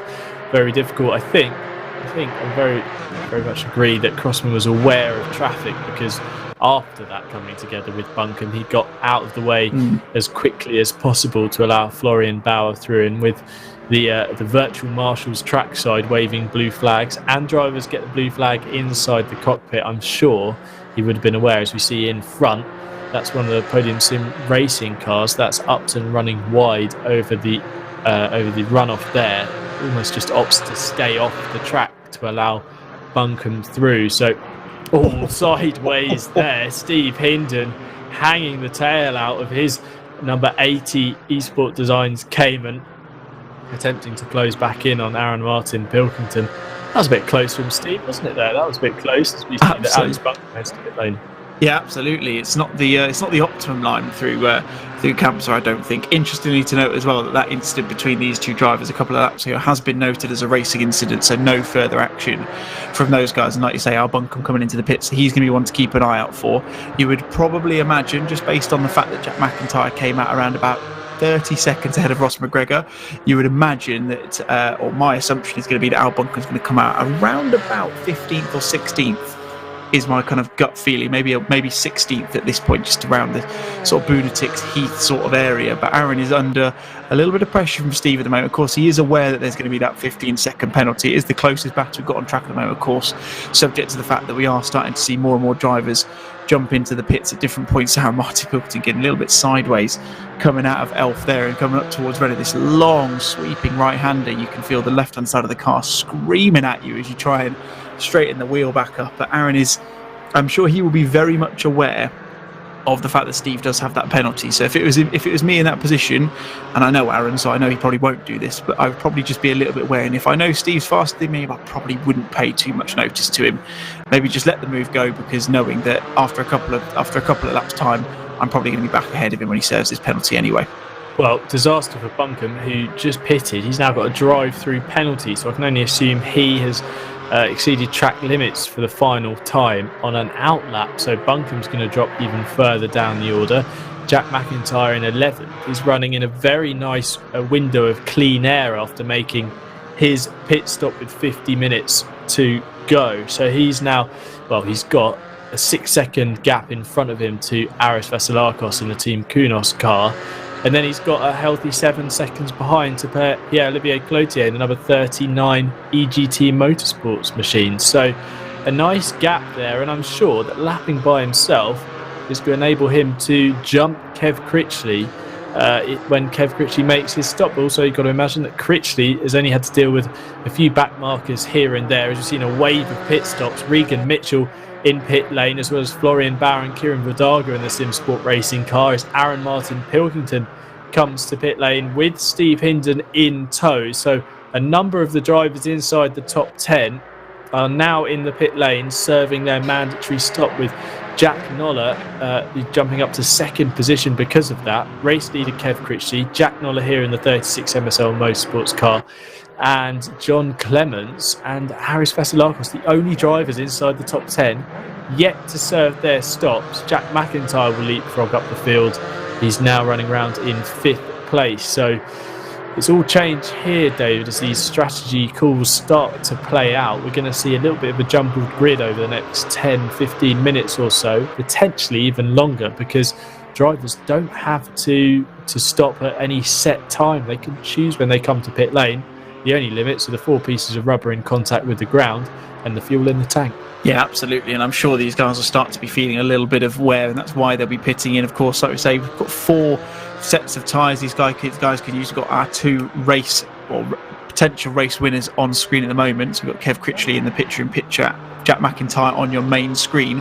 Suggestions from the chat on the stream that Al Bunker may have quit the server. I can't quite see that because obviously we can't see that far down the timing tower, but he has dropped quite a way off. So either his drive-through penalty has dropped him even further down, or unfortunately has had to leave us for whatever reason, which is a real shame because although he had that penalty, he was running really well at the moment. But the top 4 are the main ones we need to keep an eye out for, just really to see where they're going to come back out. And of course, Kev Critchley is going to be the one we're going to keep a keen eye on. You can see he's currently going around through Renault at the start of the lap at the moment, so he's still not come in for his stop. So he's still running deeper into this race. Obviously feels comfortable on the rubber he's on. He's got one of the back markers, I think that's Steve Hindon in front of him, I think, if I'm not mistaken. And we're hearing that Al Bunkum's drive-through penalty was for speeding in the pit lane, which is not the normal one. So I wonder if if someone else has done that. But interesting to know. Yeah, obviously, maybe the straw that broke the camel's back for Al, unfortunately. Hopefully we'll see him back next week. But you can see Kev getting a little bit held up by the back markers there in the picture-in-picture. I think that must be Steve Hindon who's holding him up. He's not going to be particularly happy there, but probably one of those, Tim, that you probably don't want to say anything because he's the one who's invited you to do this series. You probably can't be too unfair to Steve, can you? It's like being untoward towards the person who invited you to the party and then wanting to leave with a goodie bag at the end of the party. So yes, let's see how this plays out. But crucially, I think with this slight time loss for Critchley, that's all it is. It's just time hemorrhaging whilst he was stuck behind Steve Hindon. McIntyre's flying at the moment, so this gap between the two of them will have come down through that middle part of the lap. Interesting to see when Critchley finally decides to make his stop, because he seems to be quite happy running around at the lead of the race and dealing with traffic as and when. So it's going to be interesting to see when he decides to head to pit lane, because he is one of our last, well, there's only 6 drivers yet to make their final stop, make that 5 as Stefan Bunetics in the number 83 pits from what was 14th position. He's now 15th and will drop further down the order once he finally returns to the racing surface. But McIntyre in 4th place at the moment, 4.8 seconds off the back of Harris Vasilakos, is bringing that gap down.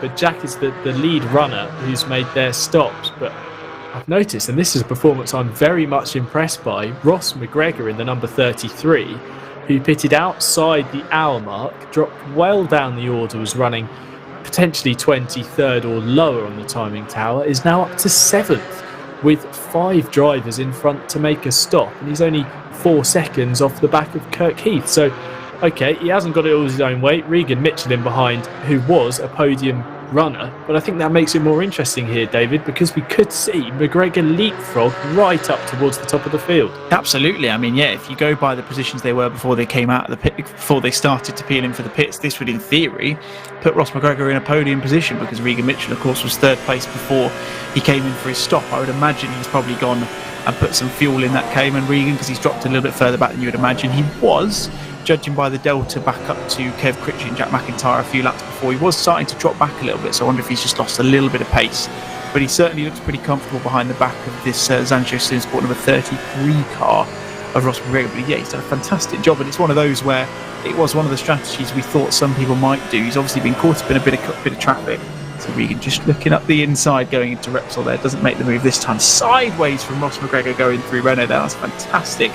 Through Wressell there. Fantastic rear spoiler cam from Steve Proudley, our broadcast director. But did a fantastic job, and like you say, pit early, seems to have avoided a lot of the coming together. He hasn't got himself a penalty for his troubles, so he's kept his head down and really done a fantastic job. And potentially, Tim, like you say, could be up for a potential podium position at this stage. Well, I suppose the question mark is going to be tyres, because McGregor will have been lapping on these current set of tyres for in excess of 20 minutes, whereas Mitchell, who pitted with 43 minutes to go, has only got 5 minutes on this set of tyres, and we know that drivers are limited to 4 sets for practice, qualifying and the race. So wonder what kind of rubber they've got underneath them, but I would want to suggest that Mitchell is on the more fresher tyres, which should give him the grip and the ability to make the move and run at a faster pace. But we'll have to see, because if McIntyre can continue that position, we believe it could see him on the podium, as Chris Crossman, who's making a fight back himself, has just made a move on Jack Smith in the number 14 Simracing.gp car. They're going side by side down the hill, but no, Chris Crossman has made the move. Runs slightly wide though. That's going to allow Smith a little bit of a cutback on the hill up towards Campser. He's on the inside through the right-hander, side by side. And I think Jack Smith is just a car's length ahead. The camera not helping because it looks like they're side by side still. They are. Crossman fighting back on the brakes and gets the move done up the inside. That almost opens up the door for Darrell Upton, who's trying to fight back through the order himself as they run up the hill through Bank Sabadell. A very clean move there from Crossman, to defend that position from Smith as they run through Europe car. As we hear that Critchley is in the pit, so our race leader has head to pit lane. As we see, Jack Smith is coming down pit lane as well from what is 20th position. Not sure why, he might have damage, but Critchley in the pits on the right hand side of your screen, and Jack McIntyre, previous race leader, still lapping on the left hand side of your screen. This could be the race here and now with 36.5 minutes to go. Critchley going the better part of 15 minutes longer into the race than McIntyre. And as McIntyre rounds the final corner, Critchley is yet to get moving from his pit box. He now gets underway, but he's got to trundle down to the release line, and we can see that McIntyre has reclaimed the race victory. But not just that, David, he's going to have a sizable margin over the number 15 BD Racing car. Absolutely, Tim. I mean, you can see there Jack McIntyre was hitting the apex of turn 1 just as Kev Critchley was coming out of the pit lane as soon as he came off the limiter. So massive amount of deficit there between the two of them. Jack Noller, of course, inherits the race lead. You've got Aris a little bit further back, a little bit behind him as well. I think it's a 39 second gap back there. I was actually thinking for the moment that Kirk Heath currently up into 6th place, but of course still yet to pit, so in front of Regan Mitchell, who did manage to get past Ross McGregor, as Kirk turning his Cayman into a bit of a drift machine, as I think he just gets a little bit out of shape and in turn just, I think, to be honest, just lets Regan through. It's not really a battle he's fighting, but yeah, I mean, the difference there was unbelievable. I was actually going to mention just before that if Kev didn't go into the pits, I was going to talk about the fact that Jack was coming up a little bit closer onto Aris, but he wasn't really making much of a dent in the time behind him. But it seems like he's obviously been doing quick enough laps whilst Kev's been out front with that clean air he's got, and it's clearly paid dividends. It has indeed, because he's now got a gap of I'm waiting to see when Pierre-Olivier Cloutier crosses the line to give us a gap between the pair of them, with Critchley 2.4 seconds off the back of the EGT Motorsports car. There's a gap of 12 seconds, and those two are running bumper to bumper before the pit window opens. No set pit window, of course, but a rough idea of when drivers might head to pit lane. So interesting to see that McIntyre's strategy going early, getting out of the traffic, has really handed him the stronger position. So Jack Noller currently leads the way. He's still yet to stop, but with the later stop seeming to have been a hindrance to drivers, I wonder where the MSL Motorsports number 36 will rejoin the track. But traffic there playing a crucial part, because I don't think Critchley had it too bad. There was a couple of occasions we saw him behind Hindon just losing some time, but a total of 12 seconds, David, that's got to add up a number of times getting past cars there to lose that kind of time. Well, absolutely. I mean, the only thing I can attribute to it is, like you say, it's getting really held up. As you see Ross McGregor looking to make the move on Kirk Heath, just like Regan Mitchell with the lap 4 going down the inside. Nice move there, very aggressive, but not over the top in terms of that. So lovely move. Kirk starting to get a little bit, maybe out of his depth a little bit, maybe struggling on those tyres that he's got on. Of course, he's been on them now for nearly an hour, so they're going to be starting to struggle a little bit. Which is a real shame, really, because he's doing a fantastic job in keeping hold of it. Aris is down and is in the pits as well. He's now just left and finished his pit stops. He's down in around about 10th, 11th place at the moment. But the only two things I can imagine, like I say, is either it's going to be a bit of traffic that's held him up, or they're running converse fuel strategies, because that's really the only thing that would have stopped anything. And you see Kirk, I think it feels to me like his tyres are completely shot to bits, because he doesn't seem to have any real comfort in any of the traction zones, or any real grip at all for that matter. As you see as well, Jack Noller heading to pit lane, so he has led across the line but will now lose the lead as he makes his mandatory stop. Chris Crossman here trying to make his way past David Belanger in the number 222 EGT Motorsports car, side by side into turn 1. They're still side by side through the apex of turn 2. No paint exchanged yet, nice and clean. And Crossman holds on and leads now this little pack of 3 cars, which has Chris Crossman, David Belanger and Darren Upton at the back, and further down just towards the rear of this little group. And in fact, closing up nicely on the run into Wressell was Danny Geachin, the number 9 helped racing machine, as they round through the right hander. So this trio, this triplet, is very quickly going to become a quartet, as we see Ben Hitz handed a drive-through penalty. No reason as to why on the stewards board, so I believe that could be for track limits abuse.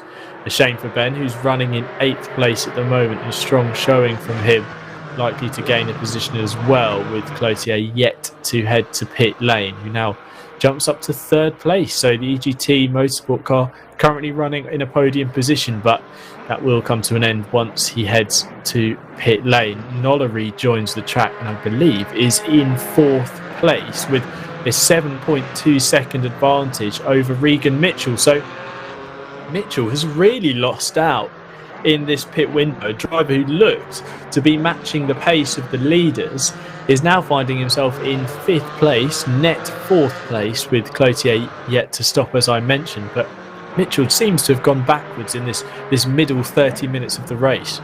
Yeah, absolutely. He seems to have had a bit of an unfortunate kind of mid part of this race, which has caused him to drop down a little bit. And I mean, fair play, Jack Noller's really made that overcut work. We were talking a few minutes ago about the fact that we weren't really sure it was working. Is Ross McGregor going a bit wide, going through camps? That's going to put him under pressure from Florian Bauer as they come down to Lecaxa into the chicane. It's the hairpin, sorry. And Florian's going to try to move around the outside. He's going to get shifted out wide. I think, Ross McGregor can shut the door, which he does as they go up towards Bank Sabadell. He's going to keep on behind him, so he really looks like he's kind of turning the screw on Ross now and really starting to put him under a bit of pressure. But Jack's really done what not anyone else has seemingly managed to do. Although I am noticing, Tim, that Jack McIntyre's lead at the top is dwindling ever so slightly. It was 10 seconds at the start of this lap. It's now down to 9. So that's 3 seconds so far that Kev's managed to claw back. So whatever he's done in that pit stop, it seems to have made him fairly racy. And it looks like the race to that win is not quite over yet. It's not settled at all as we head into the final half an hour of this opening round of the eSport designed Cayman Supercup in association with MSL Motorsport Consultancy. Jack McIntyre in the number 37 Zancho Simsport car leads the way ahead of Kev Critchley, a reduced margin now, as David mentioned, with Pierre-Olivier Cloutier running in 3rd in the 39 EGT Motorsports car, but he's headed to pit lane, so dropping off the podium. That elevates Jack Noller to the final step on the rostrum in the 36 MSL Motorsports car. Regan Mitchell in fourth. In the 69 Simsport Solutions machine, Florian Bauer in fifth place, with Ross McGregor in sixth. Ben Hitt seventh. Thomas Lavoie running strongly in eighth in the number 20 EGT Motorsports car. So the Canadian team will see one of their three cars in the points if it continues at the moment. In fact, Kieran Vidago 9th, Oscar Sandberg 10th, Aaron Markin Pilkington 11th. Then Pierre-Olivier Cloutier is rejoined now in 13th, just behind Aris Vasilakos in the Team Kunos car, running around in 12th place. Then Bastian Zenefels on screen at the moment in the number 64 Podium Sim Racing car in 14th. With a reduced margin, it's now 3/10 ahead of Steve Hinden in the number 80 Esports Designs machine. So those are your top 15, your points scorers at the moment. Then there's a 3.8 second gap to Kirk Heath in the Term One Esports 121 car. Chris Crossman, who's had a difficult race so far in the number 3, is 17th, ahead of David Belanger, Darren Gieser and Darryl Upton rounding out your top 20. Then Stefan Bunetix, I'm sure plenty of people will be wanting to hear of his progress in the number 83, is down the order in 21st place for John Clements and Brad Brockies, rounding out your top 23 runners and riders as we head into this final half an hour. Pit stops have played out, so David, it's all about making up those spots on the track.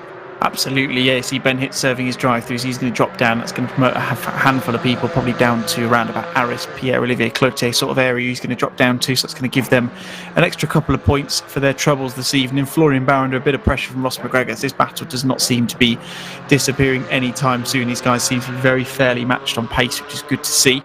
Good to see some battles. Kev Critchley now 7.5 seconds adrift really gaining of Jack McIntyre. He's absolutely chipping away at that time. We'll see the time hopefully changing in a minute. He's absolutely gapping Jack Noller as well, of course, who's been promoted up into that third position, place 6.6 now.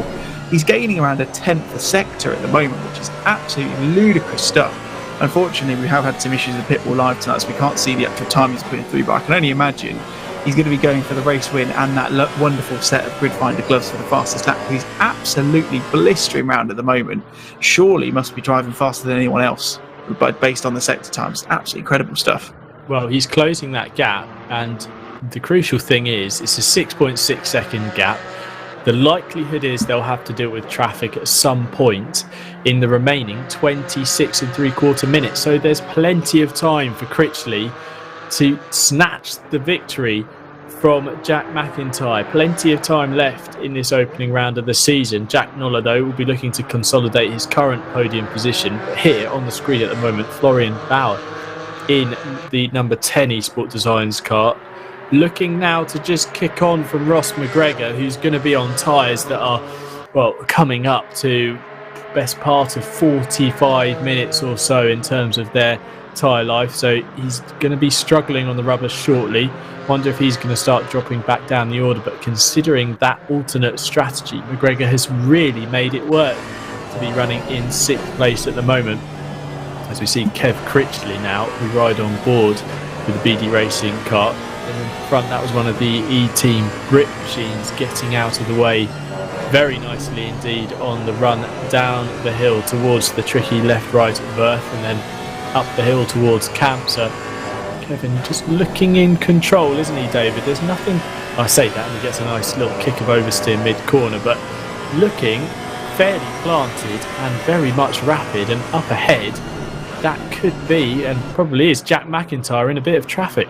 Absolutely, yes. Another 0.6 of a second he's gathered in that middle sector of the lap, so he's only 5 and a bit seconds behind current race leader in the Zancho Simsport, number 37 machine. And for a debut performance from Kev, he's doing a fantastic job. He's really put the stall out. He was very quick in qualifying, of course, and only really got pipped due to what was almost an alien style lap for those of you involved in sim racing, lap from Jack McIntyre, who seemed to just pull that out of nowhere from his clearly very long sleeves at the end of that qualifying session. But yeah, at the moment, Kev looks to be the man on the mission. We're going to see him coming across the line now. See what the gap's going to be, 4.7 now. So it seems to be a bit of both. Like you say, Jack seems to be getting caught up a little bit. He's got Bunetix in front of him. I think that is. He's just gone past John Clements in the PSR number 88 machine. So he's really got to keep an eye on these. He needs to get the rub of the green with his back markers, because at this moment in time, he's not going to be leading this race by the end of it without a shadow of a doubt. This looks like if he can keep the speed up and he get the move done, which he's clearly, well, I mean, he did courtesy of obviously Jack getting a little bit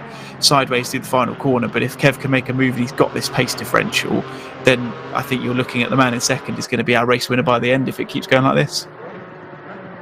24 minutes and 24 exciting minutes. So you've got a second, grab yourself a glass of water or whatever you need and sit down and strap in and get ready for the run into the checkered flag as Daryl Upton on screen at the moment, attempting to make a move on David Belanger in the 222 EGT Motorsports machine. They're running through the hairpin. David getting wide there in the 222s, going to try and chop across the front of Upton as they run through the right-hander at Bank Sabadell. And Belanger able to hold on to the position at the moment. 19th and 20th positions these two are fighting for at the moment.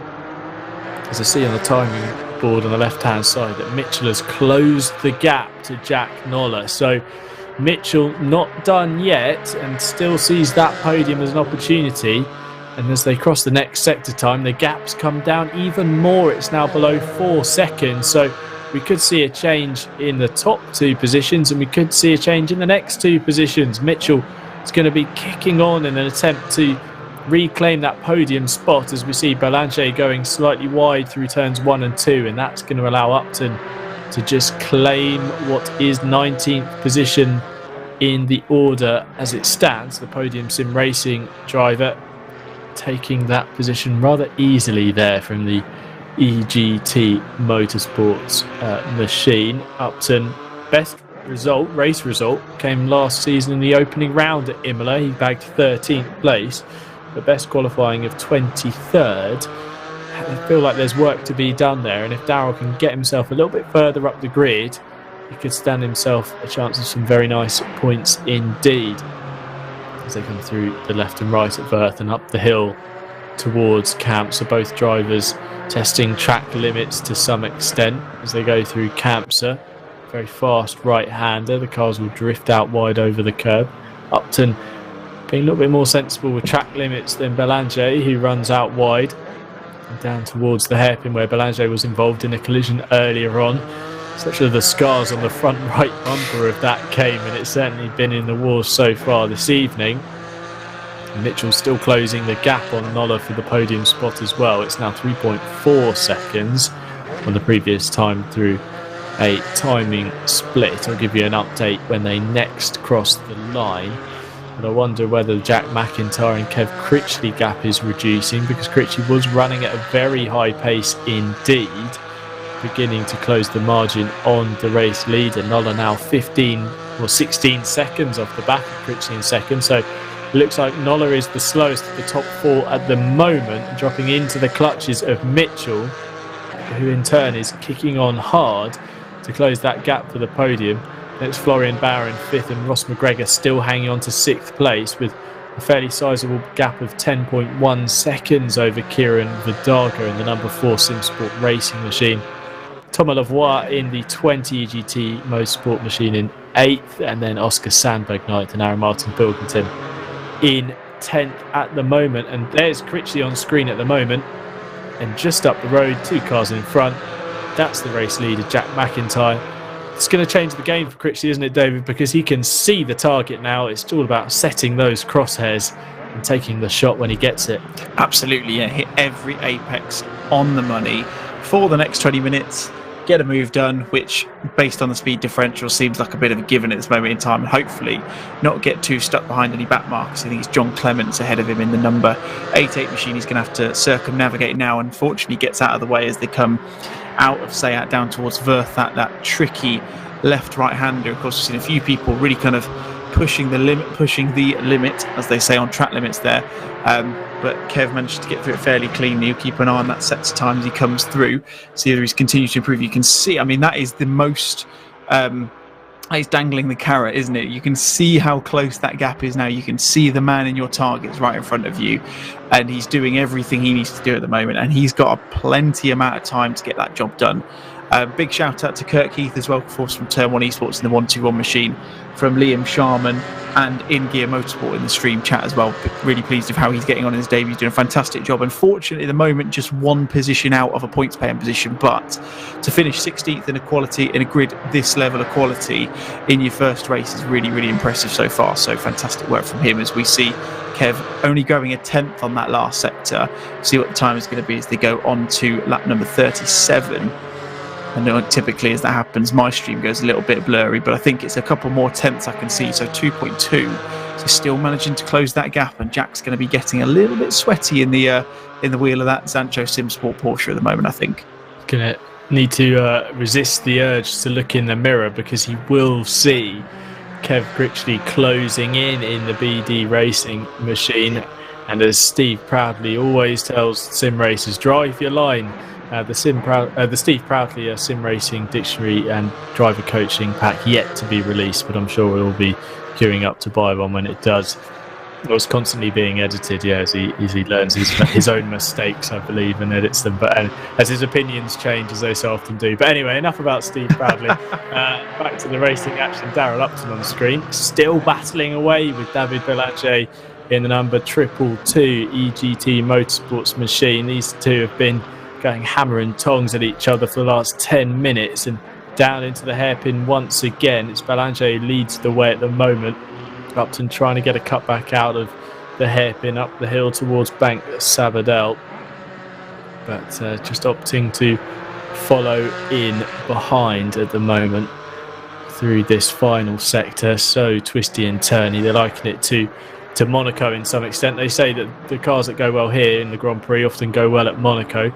No visit to the Principality this season. Well, obviously because the Monaco circuit isn't on ACC, but I'm pretty sure that Steve Hinden would give it a go if it was.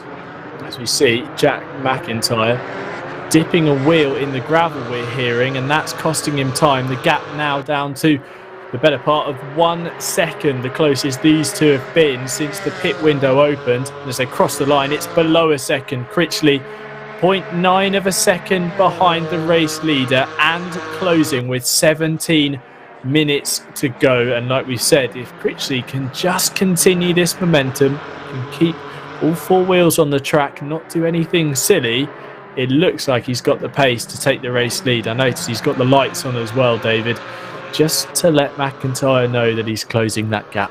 Absolutely, let him know you're there. Get into him, see what's going on, and then we'll see how that goes. But I mean, as far as I'm concerned, that seems like it is Kev's to lose now. I think he's just got to make the move. He's got plenty of time. He hasn't got to make anything go too early. And I think it's going to be really interesting to see how this top three ends up, because it looks like Kev could be on for a win. Of course, he does still have to get past him. Like I say, he has got time, but we've seen how good Jack can be at the moment. You can see how quick he is. Whether he's just holding back and he's maybe trying to hold on some tires for the end, that remains to be seen. But interesting to keep an eye on the fight for third as well. Of course, Regan Mitchell just under 2 seconds back from Jack Noll at the moment. Jack Noll, like you said before, Tim, seems to be the one really lacking the pace out of this top four at the moment. You can see the gap now. Look at there. You can barely put a sheet of paper between them at the moment. Critchley and McIntyre are coming into the final 16 minutes of this first race of the season. We go to Misano next week, and then we carry on over the next 7 weeks. This is round 1 of 7, alternating, as you said earlier, between 90 and 60 minute races. The 90-minute ones obviously having the pit stop, the 60 minutes being a flag to flag as we were in season number 1. But at the moment, Kev Critchley is the one turning the screw. He's 0.3 of a second behind Jack McIntyre at the moment as they come into that final very tricky chicane. You almost kind of fumble your way through there into New Holland, foot on the gas as early as possible. Jack's managed to keep a wheel out of the gravel this time, and like he had done many laps ago, about 40 minutes ago now, would you believe, on that where he did actually give up the lead in the first instance. But Kev really putting the hammer down, and I'd say it once to say it again, it looks like only a matter of time. Critchley pulling off the racing line there to almost distract McIntyre in the braking zone for turn 1, with the lights ablaze on the number 15 BD Racing Cayman, just saying, I'm closing, Jack, I'm coming for this one, I'm not going to let you take this victory. 15 minutes to go. We're into the final closing stages of this race. Actually closing up into the Wressell curve. These two were 1 and 2 on the grid, and they're 1 and 2 in the race at the moment, but it's taken 1 hour and 15 minutes to get to this point. This could very much be the race decided here. Critchley closing up even more so through the left-hander and down the hill towards Firth. Just looks like he's got more grip on fresher tyres compared to McIntyre, who pitted with about 50 minutes to go, and Critchley opting to wait another 15 before he boxed. So that's the difference in their tyre lives. And obviously we don't know if anyone took tyres in qualifying. We presume that the set they're using are fresh on for the race in this second stint. So Critchley closing up now big time through the left-hander and up towards Bank Sabadell. Just seems, David, that he's got plenty more grip when we ride on board with the number 15 here. It just looks like through the apexes and particularly through this tricky section towards the end, saying that, it looks like he's got a little bit of a slide on, but it just looks like he's got more grip underneath him to take the line he wants. Absolutely, yeah, he looks really comfortable in the car at the moment. Jack looking, although it looks comfortable from this end, I think you can kind of see he's looking a little bit worse for wear at the moment. And like you say, that kind of 25 minutes or so gap between the two pitting really seems to be kind of showing up now. Regan Mitchell is second off of Jack Nolan now, so that's getting even closer and closer. We'll keep an eye on that and bring you action as we need to, depending on the battle for the third position. But at the moment, we're going to keep the focus on the front two. Going on to lap number 41 at the moment, 13 and a bit minutes left. So we're looking at around about probably 7 laps to go, there or thereabouts. Obviously, it entirely depends on where they are when the timer hits 0. But Kev all going to the inside, but Jack McIntyre elects to cover him off. Can he? Around the outside, nearly. Very close. It was a close one, wasn't it? Or they tried the switchback, though. It's not really going to work.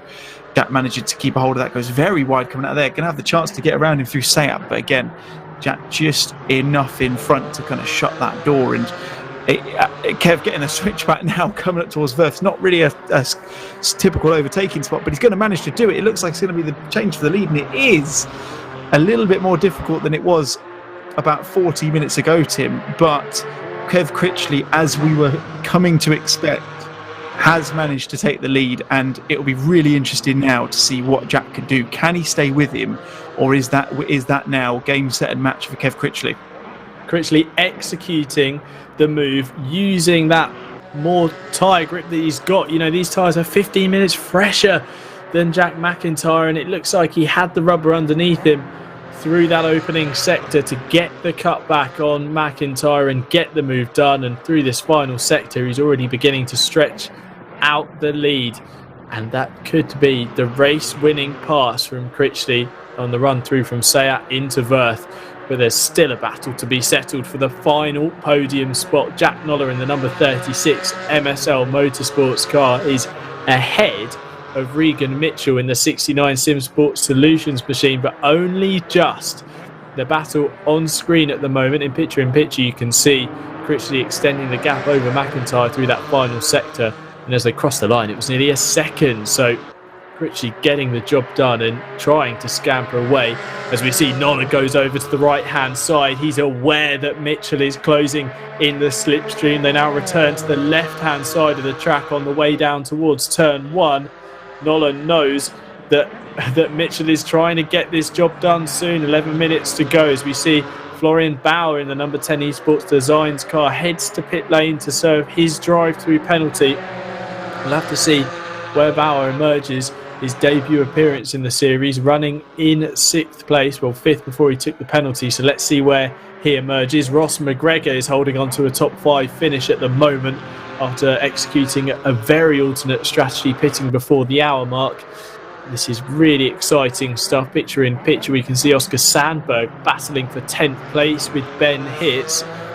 This one's a light as they go side by side. Hitz all the way onto the pit lane exit. On the run down they make side to side contact.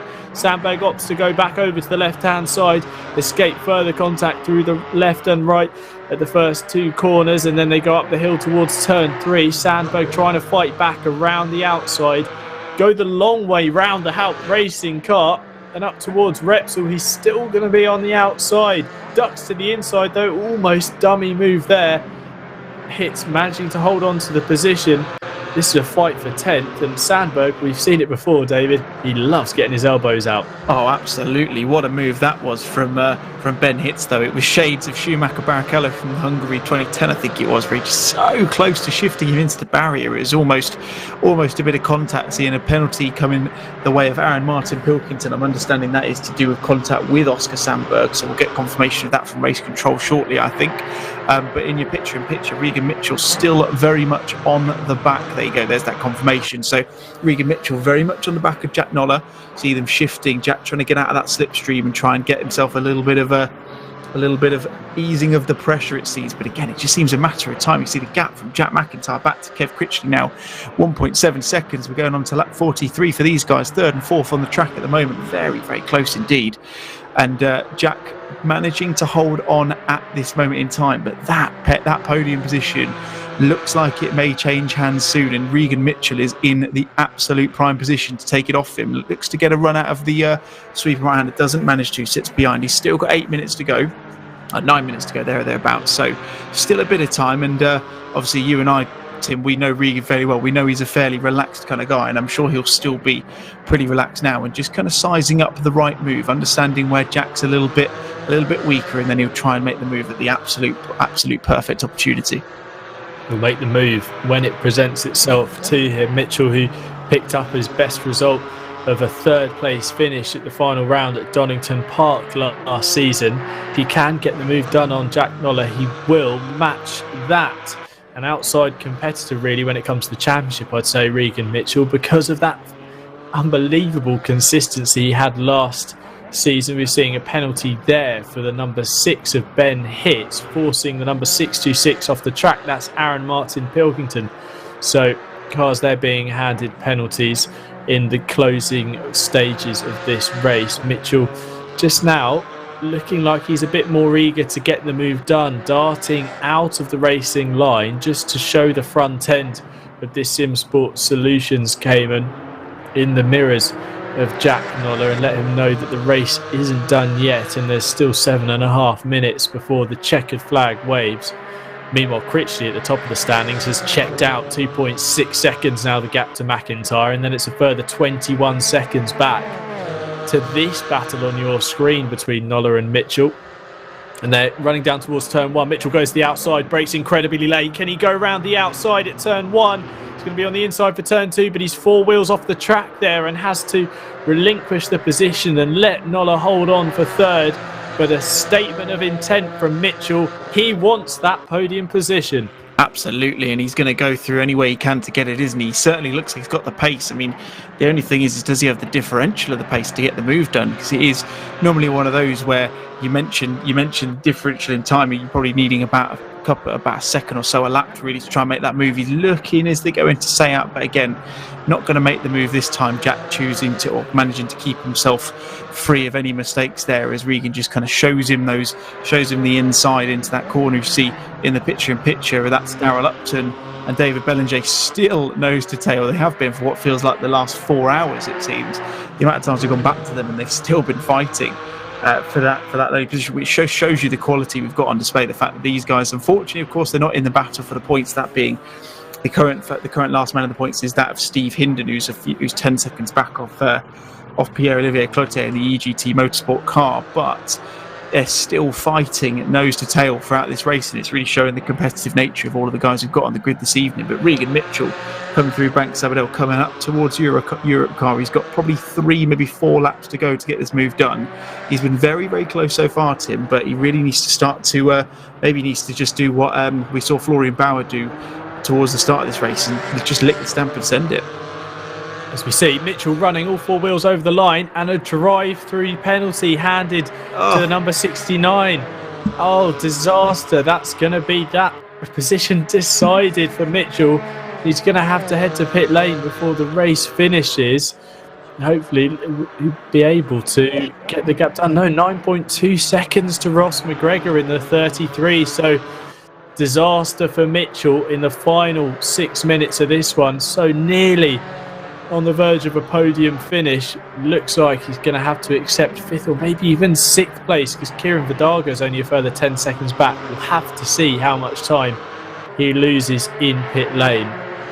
Race leader, though, Kev Critchley, is looking like he is 5 minutes away from a debut victory in the Esport Designs Cayman Supercup, running down towards the hairpin. He's got a couple of cars in front, one of them being, I believe that's still, isn't it? That's that battle between Belanger and Upton. They're still going at it for 19th place. They've got to be aware, though, that Critchley race leader's closing in. You won't want to get too involved.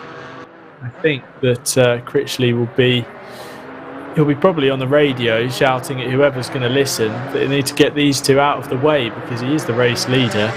He's coming up to the final 4 minutes of what looks like a race victory. Difficult stuff here for Critchley, and could be the final test in this opening round of the season. Yeah, absolutely. I just heard Steve mention in our ears he's got this battle on speed dial. Every time we seem to go anywhere on this track, it seems to be Belanger and Darryl Upton fighting. Darryl's going to go to the outside as they go into the elf corner. He's going to try and make that move to cause over the inside line going into the right left-hander, and he makes it the move. It's going to be a little bit close to go into the Renault corner, that long sweeping right-hander, and it looks like Belanger has managed to hold on to it. This is all going to be just shifting Kev Critchley back a little bit. He's got enough of a gap. He's got about 3 or 4 seconds back to Jack McIntyre in second, but it's one of those things where you are going to be sitting there thinking, oh my goodness me. It's one of those where you're in the lead of a race, and as you see, I think that's Kirk Heath there spinning around. Unfortunately, a little bit of not coming together. It just looks like he's just been a bit too heavy on the loud pedal and managed to spin himself around. Regan Mitchell pitting in to serve his drive-through penalties. So we'll see how far he shifts down, but Kev Critchley manages to circumnavigate them. Probably lost a little bit of time, but you can see there the gap back to Jack McIntyre in the back of your picture there is more than enough. Keep this fairly comfortable, and I would imagine, Tim, we've probably got 2 more laps to go after this one, based on the time we've got left. Would have been a heart-in-mouth moment there for Critchley, rounding the Wressell curve and seeing a car off on the right-hand side facing the wrong direction. So that's going to be a little bit of a Code Brown moment, but I wouldn't be surprised to see Critchley keep his head down and push on. A nice bit of clear track in front of him, so he'll be making sure he laps cleanly now. And as you say, remaining 2 minutes of this race.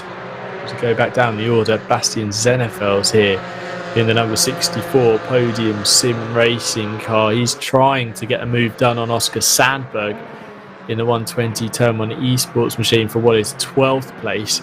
In behind those, Pierre-Olivier Cloutier in the number 39 EGT Motorsports Cayman. So this trio fairly close together up the road. Ben Hitz and Aaron Martin Pilkington both are going to be handed 15-second penalties at the end of the race.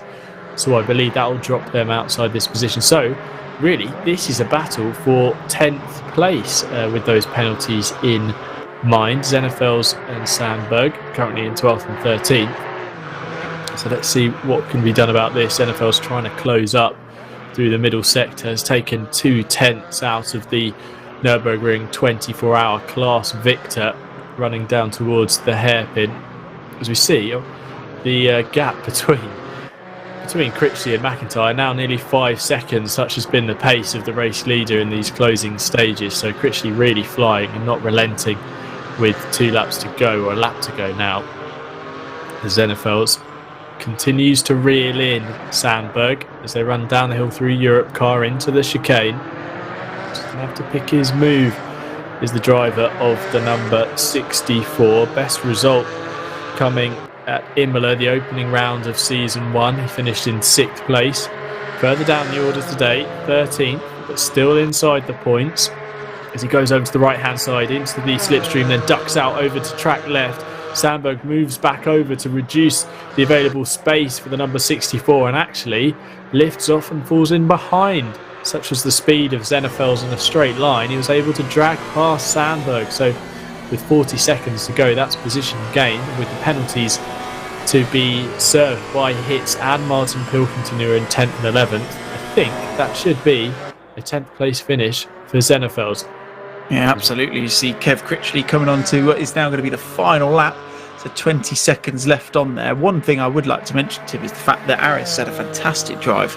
See, I think he was mid-20s. I don't know if you can recall exactly where he started on the grid at the start of this race, but kept himself relatively unscathed from any trouble, and clearly knows how that Porsche Cayman GT4 handles, believe it or not. I wonder where he's got that from, and he's managed to do a fantastic job to bring that car into 9th place. Of course, he's not necessarily going to get away, barring any miraculous penalties on what is now the last lap as the timer hit 0, not going to necessarily gain any more positions. But what a fantastic drive from him. He's really put himself into the thick of things, and fantastic work to get himself up the field. But realistically now, it's been I'd say it's been the Kev Critchley show. It certainly has been in the second half. The speed differential he's had on pretty much everyone else in this field after his pit stop has been nothing short of epic, hasn't it? Well, Aris starting 18th to answer your question, David. So a very good drive from the Team Kunos driver to go from near the outside of the top 20, well inside the top 10 over tonight's first event. So Aris, I'm sure, will be very happy with that debut performance in the championship. But as David said there, it really has been Critchley's race in this second half. He had the pace and he was closing that gap to Jack McIntyre, and he's hand over fist quicker in the closing stages and able to get the move done on the run down the hill into Berth. A clean pass, no controversy in the race lead, and he's got one more run through this tricky chicane, and then it will be foot to the floor and run to the line. And a new season brings new opportunities and a new driver. Kevin Critchley takes victory in the opening round of the Esports Cayman Supercup in association with MSL Motorsport Consultancy. Victory for the BD Racing machine, with Jack McIntyre forced to settle for second place after a late race battle. Jack Noller, in the number 36 MSL Motorsport car, looks to have held on to third place. The last of our drivers to make a pit stop will hold on to a podium position, surviving a late race scare with Regan Mitchell, who's handed a drive-through penalty. Jack's happy with that one, flashing the lights as he crosses the line in the JPS-inspired liveried Cayman. Ross McGregor, though, who pitted with over an hour to go, rounds the final corner to finish in 4th place. His alternate strategy working well. Kieran Vidago will cross the line to take 5th place on a return to the series, with Regan Mitchell, who came so close to a podium, crossing the line to take 6th in the number 69 Simsport Solutions machine. He's followed home by Florian Bauer in the 10, and Thomas Lavoie, in a debut in the series, takes 8th, followed by Aris Vasilakos for Team Kunos in 9th, and Ben Hitz in 10th place, but crucially with a 15-second penalty to be added to his time, with Aaron Martin Pilkington crossing the line in the Simsport Solutions car in 11th, just ahead of Bastien Zenefels, and Oscar Sandberg crossing the line as well. Pierre-Olivier Cloutier takes the line in 14th. The final points paying position looks like it's going to go the way of Steve Hinden, who is yet to cross the line. There we go, crosses the line in 15th. Chris Crossman in 16th, Danny Grise in 17th. Looks like those positions might change with penalties. But David, an opening round to remember, because we saw how these pit stops played out with the drivers, very crucial to the race result. And we've seen, not only with the race win from Critchley, but the alternate strategy of Ross McGregor throwing him up in towards 4th place. Yeah, absolutely, and it's paid real dividends. It's been really interesting to see how the guys have got on with the with the differing, obviously, strategies. Like I say, we've got the limited tyres. It's always a nice little element to have in a series such as this. And I think we've saw a couple of people mention in the chat, I think you were in there as well, Tim, people suggesting that Jack presumably didn't change tyres, whereas Kev did. And that would explain the differential in pace, especially if you compound that of what you said that Aris mentioned to you before about tyres. So really interesting race. Like I say, the strategy pulled up an extra element, which was really fantastic to see. And I mean, the podium position drivers all did fantastically well. I think Jack was, I'll be honest, I think he was a little bit fortunate. Obviously, with Regan getting that drive-through penalty towards the end, I think that probably gave him the reprieve he needed, and in fairness deserved, because he clearly drove a very good race. Obviously, he made that overcut work really nicely to get himself into 3rd in the first place. But yeah, I mean, if we're going to get another 6 rounds of that over the next 7 weeks, I'm going to be a happy guy. That's all I'm going to say. I think we'll be very happy, and I think everyone watching on will be very happy. Thank you, everyone, for joining us for this race. We're waiting on just a little bit longer to hear from some of the drivers, who are welcome to drop down into the commentary booth to speak to us post-race, but we'll wait and see if anyone comes down to speak to us. But really interesting, David. I'd say that there were opportunities for drivers to make amends for their qualifying performance, because like we say towards the end there, we noticed that Aris from Team Kunos pushing up from 18th on the grid to finish 9th. So across the 90 minutes already, we're seeing that drivers can indeed flip the fortunes. Yeah, absolutely, and it's really interesting to see how that's got on. And I think that strategy call from them has really given them a chance to do it. I don't know if we'll see the same thing in the sprint races on the alternate weeks. Of course, we go to Misano next week. We've got the 60-minute ones. I'm sure you're running down to the interview booth now, Tim. But it's really interesting to see, and I think that's what these 90-minute races are going to give us. They're going to give us an extra chance to see those guys who are a little bit further down the field, really starting to get into the thick of things and use the strategy to their benefit. Right, well, I'll get my trainers on and run down towards the driver interview room, because we've got Jack McIntyre who's going to join us, so I'll hop over there now. Absolutely, yeah. So Jack, we should be able to hear from Jack, Kev, and we'll hear from Steve, and hopefully Jack Noller as well. So Tim, we'll pass over to you and we'll let you ask those hard-hitting questions that you love to do. Thank you very much, David. I'm joined here in the broadcast room with our second place finisher, but pole position driver, Jack McIntyre. Jack, opening round of the season, so close to victory. How was that race for you? Yeah, that was a good race. I was really happy with quali. I kind of waited right until the end as the track was getting faster and faster and put in a good lap. So I was really chuffed with that, and then just ran out of strategy really. Went with tried to make one set of tyres last the full race, and I think hats off to Critchley. He put me under so much pressure, and I don't think I saw him make a single mistake, so that was really tough. And then I think he had more fuel than me, and then came out with the fresh tyres as well. So as soon as I went past him on the pit wall and saw he was getting the tyres, I knew that was it at that point. But yeah, that was a good race. P2 was good to start the season.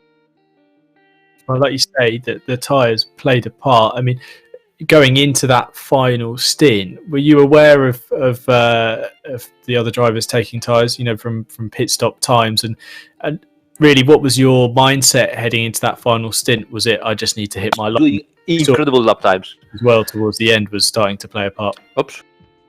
Yeah. I saw Critchley as I went past. I knew he was. I made that one mistake and he went past me, coming out of the last corner. So I knew he was kind of 2 or 3 seconds up the road, I think, by the time that I went in at the pits. So I knew. If we're on the same strategy, he would come out at that point. So when he didn't, that was kind of the heart in the mouth moment where I knew he'd had the tyres and I wasn't far enough ahead. So yeah, I mean, yeah, it was a good race. Still happy with that result. Well, looking forward to the next round at Misano. Obviously, no pit stop. It's a 60-minute event. How are you feeling about our visit to the Italian track? Is it one you enjoy? Yeah, it's really good actually. I've not raced there too many times, but the times that I have I think it suits my driving style a lot. So, I was happy with my pace today. It was just a strategy that let me down a lot. So hopefully with the no pit stop race next time, we can get a slightly better result. Brilliant. Well, congratulations, Jack, on your result, and look forward to seeing you next time out. Cheers, Tim. Thank you. We'll go over to our race victor who has joined us, Kev Critchley. Kevin, a really exciting race for us to watch from the outside. How was your race at Barcelona this evening? I'm not going to lie, I've got a big smile on my face. But yeah, that was very intense. Very intense. Jack, absolutely lightning quick. Did my best to keep up with him. And then I think it was the second stint. I think he mustn't have pitted for tyres. And it gave me a little bit of an advantage. He was still awesome, even on them used tyres as well. Really, really hard race, absolutely sweating, but loved it. So that difference in strategy between the two of you, was that always your game plan going into the race, taking tyres, or was that something you decided when it came to making your pit stop? No, so I'm probably going to let the cat out of the bag here, but I did a 90-minute stint through the week on the game and figured out the difference and what it would gain. Barcelona is a very hard track to pass on as well, so I was worried about people going long and not changing tyres and getting stuck behind and losing that time, but it was quicker to change tyres and fuel. So yeah, pretty happy with it. was going to say, in your debut appearance in the series, were you somewhat surprised to be fighting at the front? You know, we've seen people join and say that, you know, the level of competition is so high.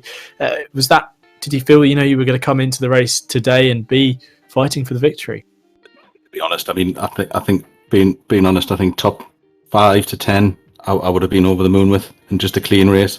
So to be near the top is absolutely fantastic. I mean, the racing driver in me wants to say, yeah, I expected it, but no, I think my goal was sort of top 5 would be great. Top 10 would be fine. You know, it's been 8 months since I've last sim raced competitively, so getting the old rust off as well. Yeah, for sure. And looking forward to the next race, Misano, 60 minutes, no pit stop. How are you feeling about the next round? Yeah, I like the track. I like Misano. I'll have to figure out my setup because I like to concentrate on one track at a time, so I'll be practicing that through the week. But yeah, I like the track. It should be good. Brilliant. Well, congratulations on your victory this evening, Critchley. I look forward to seeing you next time. Cheers, Tim. We'll go over to our third place finisher, Jack Noller in the MSL Motorsports car. Jack, we saw some very strong performances from you towards the end of last season and kicking off this season with a podium position. How are you feeling? Yeah, actually, really, really good feeling. I was one of the ones that didn't take tyres. I thought it might be more of the strategy people wouldn't have gone for, but it was close between them. But I judged the track position and the way of doing it to optimise the amount of time gained from it. Qualifying was a nice surprise. Went out my last run, put 1 lap of fuel in, and did really well. I was really happy with that. P3, a lot better than I expected. And obviously not taking tyres meant I tried to conserve them at the beginning. It meant I let Bunkum past, and that ended up being a bit of a mistake as he and another car, I can't remember right now, I think Bauer, was fighting really hard. It meant we lost about 8 seconds plus to first and second and third. But luckily, but fortunately, the pit stop strategy I did meant I could get back into third place, and passing around Barcelona isn't easy. So yeah, really happy with it. Really happy with the result. P3 is a mega start with a track that I'm not too comfortable with, so we'll see where we go from here. And obviously you say not taking tyres, I'll ask you the same question as asked Kevin, was that your plan going into the race, or was that something that you decided to do halfway through the event this evening? It was a plan going in because, again, letting the cat out of the bag a bit, it's the less fuel you take at the stop, the shorter the stop if you don't take tyres. So you got to make a plan for that. So funnily enough, I used my bit of my engineering degree that I'm doing to calculate what's the if I can make the stop a little bit longer than the absolute shortest to make the car lighter, and what's the optimum point of doing that without taking tyres. So as much as Critchley did it all in sim, I didn't have a time, so I did a bit of maths. Brilliant stuff there, Jack. Well, congratulations on your result this evening. Look forward to seeing you next time out. Looking forward to it. You too. We'll go over to one of the drivers making his debut appearance in the series, and what a race it must have been for Aris from Team Kunos. Aris, qualifying, started 18th and finished 9th. Can you tell us the story of your race this evening? I am dead. I need help. Please call an ambulance or something. I'm dying. You guys are crazy. You're not normal. Everybody was pushing like hell. I don't know what I have to do to raise some position. Actually, yeah, as usual, qualifying was dreadful for me. Typical for me. And the start of the race was also pretty bad because I went down to 24th position at some point, something like that. But then, consistency, slowly, pushing like crazy, taking pit stop quite late, and having a lighter car with fresh tires, I think helped me at the last stint of the race, on the second stint. And not making any mistakes, actually not getting also penalties, because I've seen many people having some penalties. Here I am, P9. Who would have thought? But yeah, the level was extremely high. The guys were racing really, really nice. I really enjoyed all the duels that I had, and very good race, very good, one of the best, I guess. You've heard from some of the drivers in this post-race interview about tyre strategy. I know we spoke briefly before the race about tyre strategy. How did you find it actually out there, actually in the race? Were you convinced that your strategy would work, or were you thinking about rolling the dice and trying something different when push came to shove? I was pretty sure that, at least for me, going for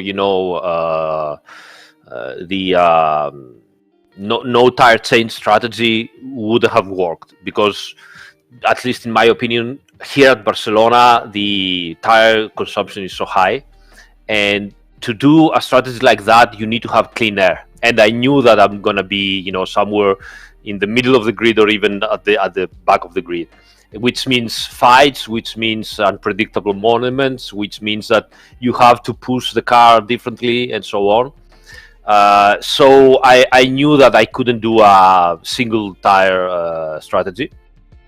The only thing I did a little bit different was I put in a little bit extra fuel and wanted to make a smaller second stint.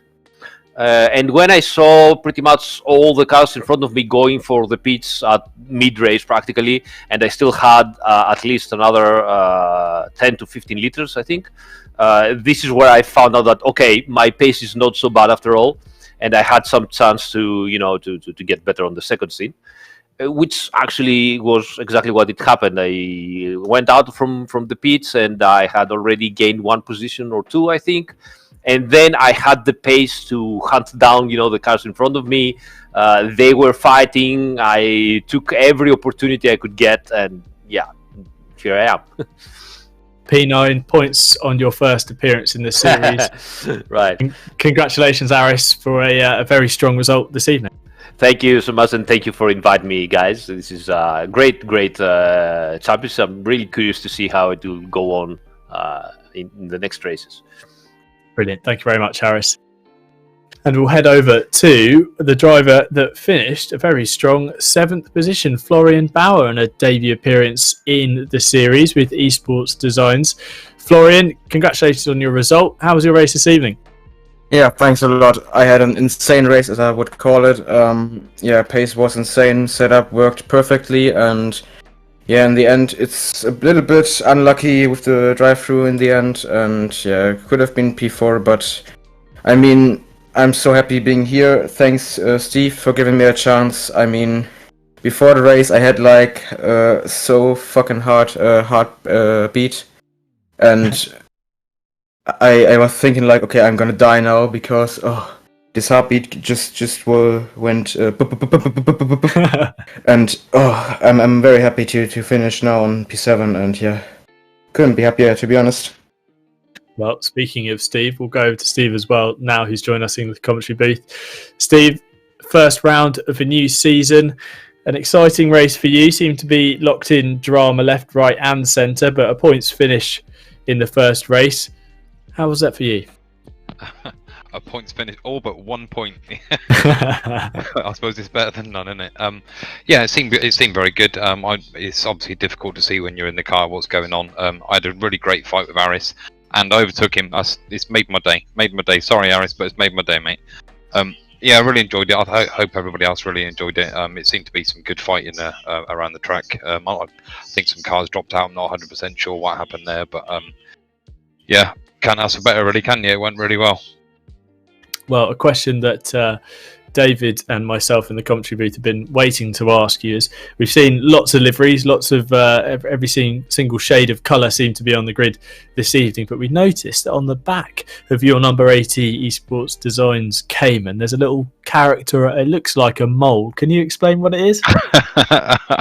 All I'm going to say is this is in reference to my partner, Claire. I can't really go into too much detail. Okay. I was reading on the internet, but yeah. Okay, brilliant stuff. Well, Steve, I'm sure all of the drivers and myself, David, and Steve Proudley from Simsport Solutions want to say thank you very much for a very exciting opening race and for getting the band back together and getting this championship rolling for a second season.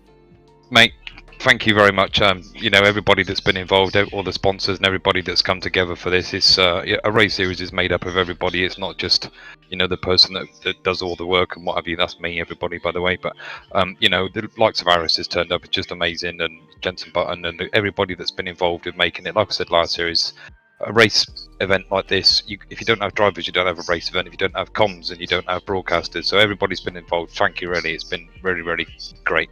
I can't have asked for better.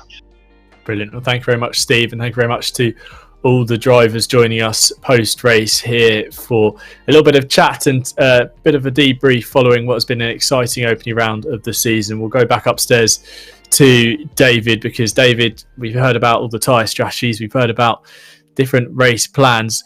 What do you think of all the comments made post-race here by the drivers? Yeah, I mean, it seems like the choice that would have worked best for people was maybe the tyre change, but then again, obviously we saw the likes of Jack and Co, and obviously both Jacks actually, Nola and McIntyre, of course, respectively, both getting good performances without changing them. So it's going to prove interesting.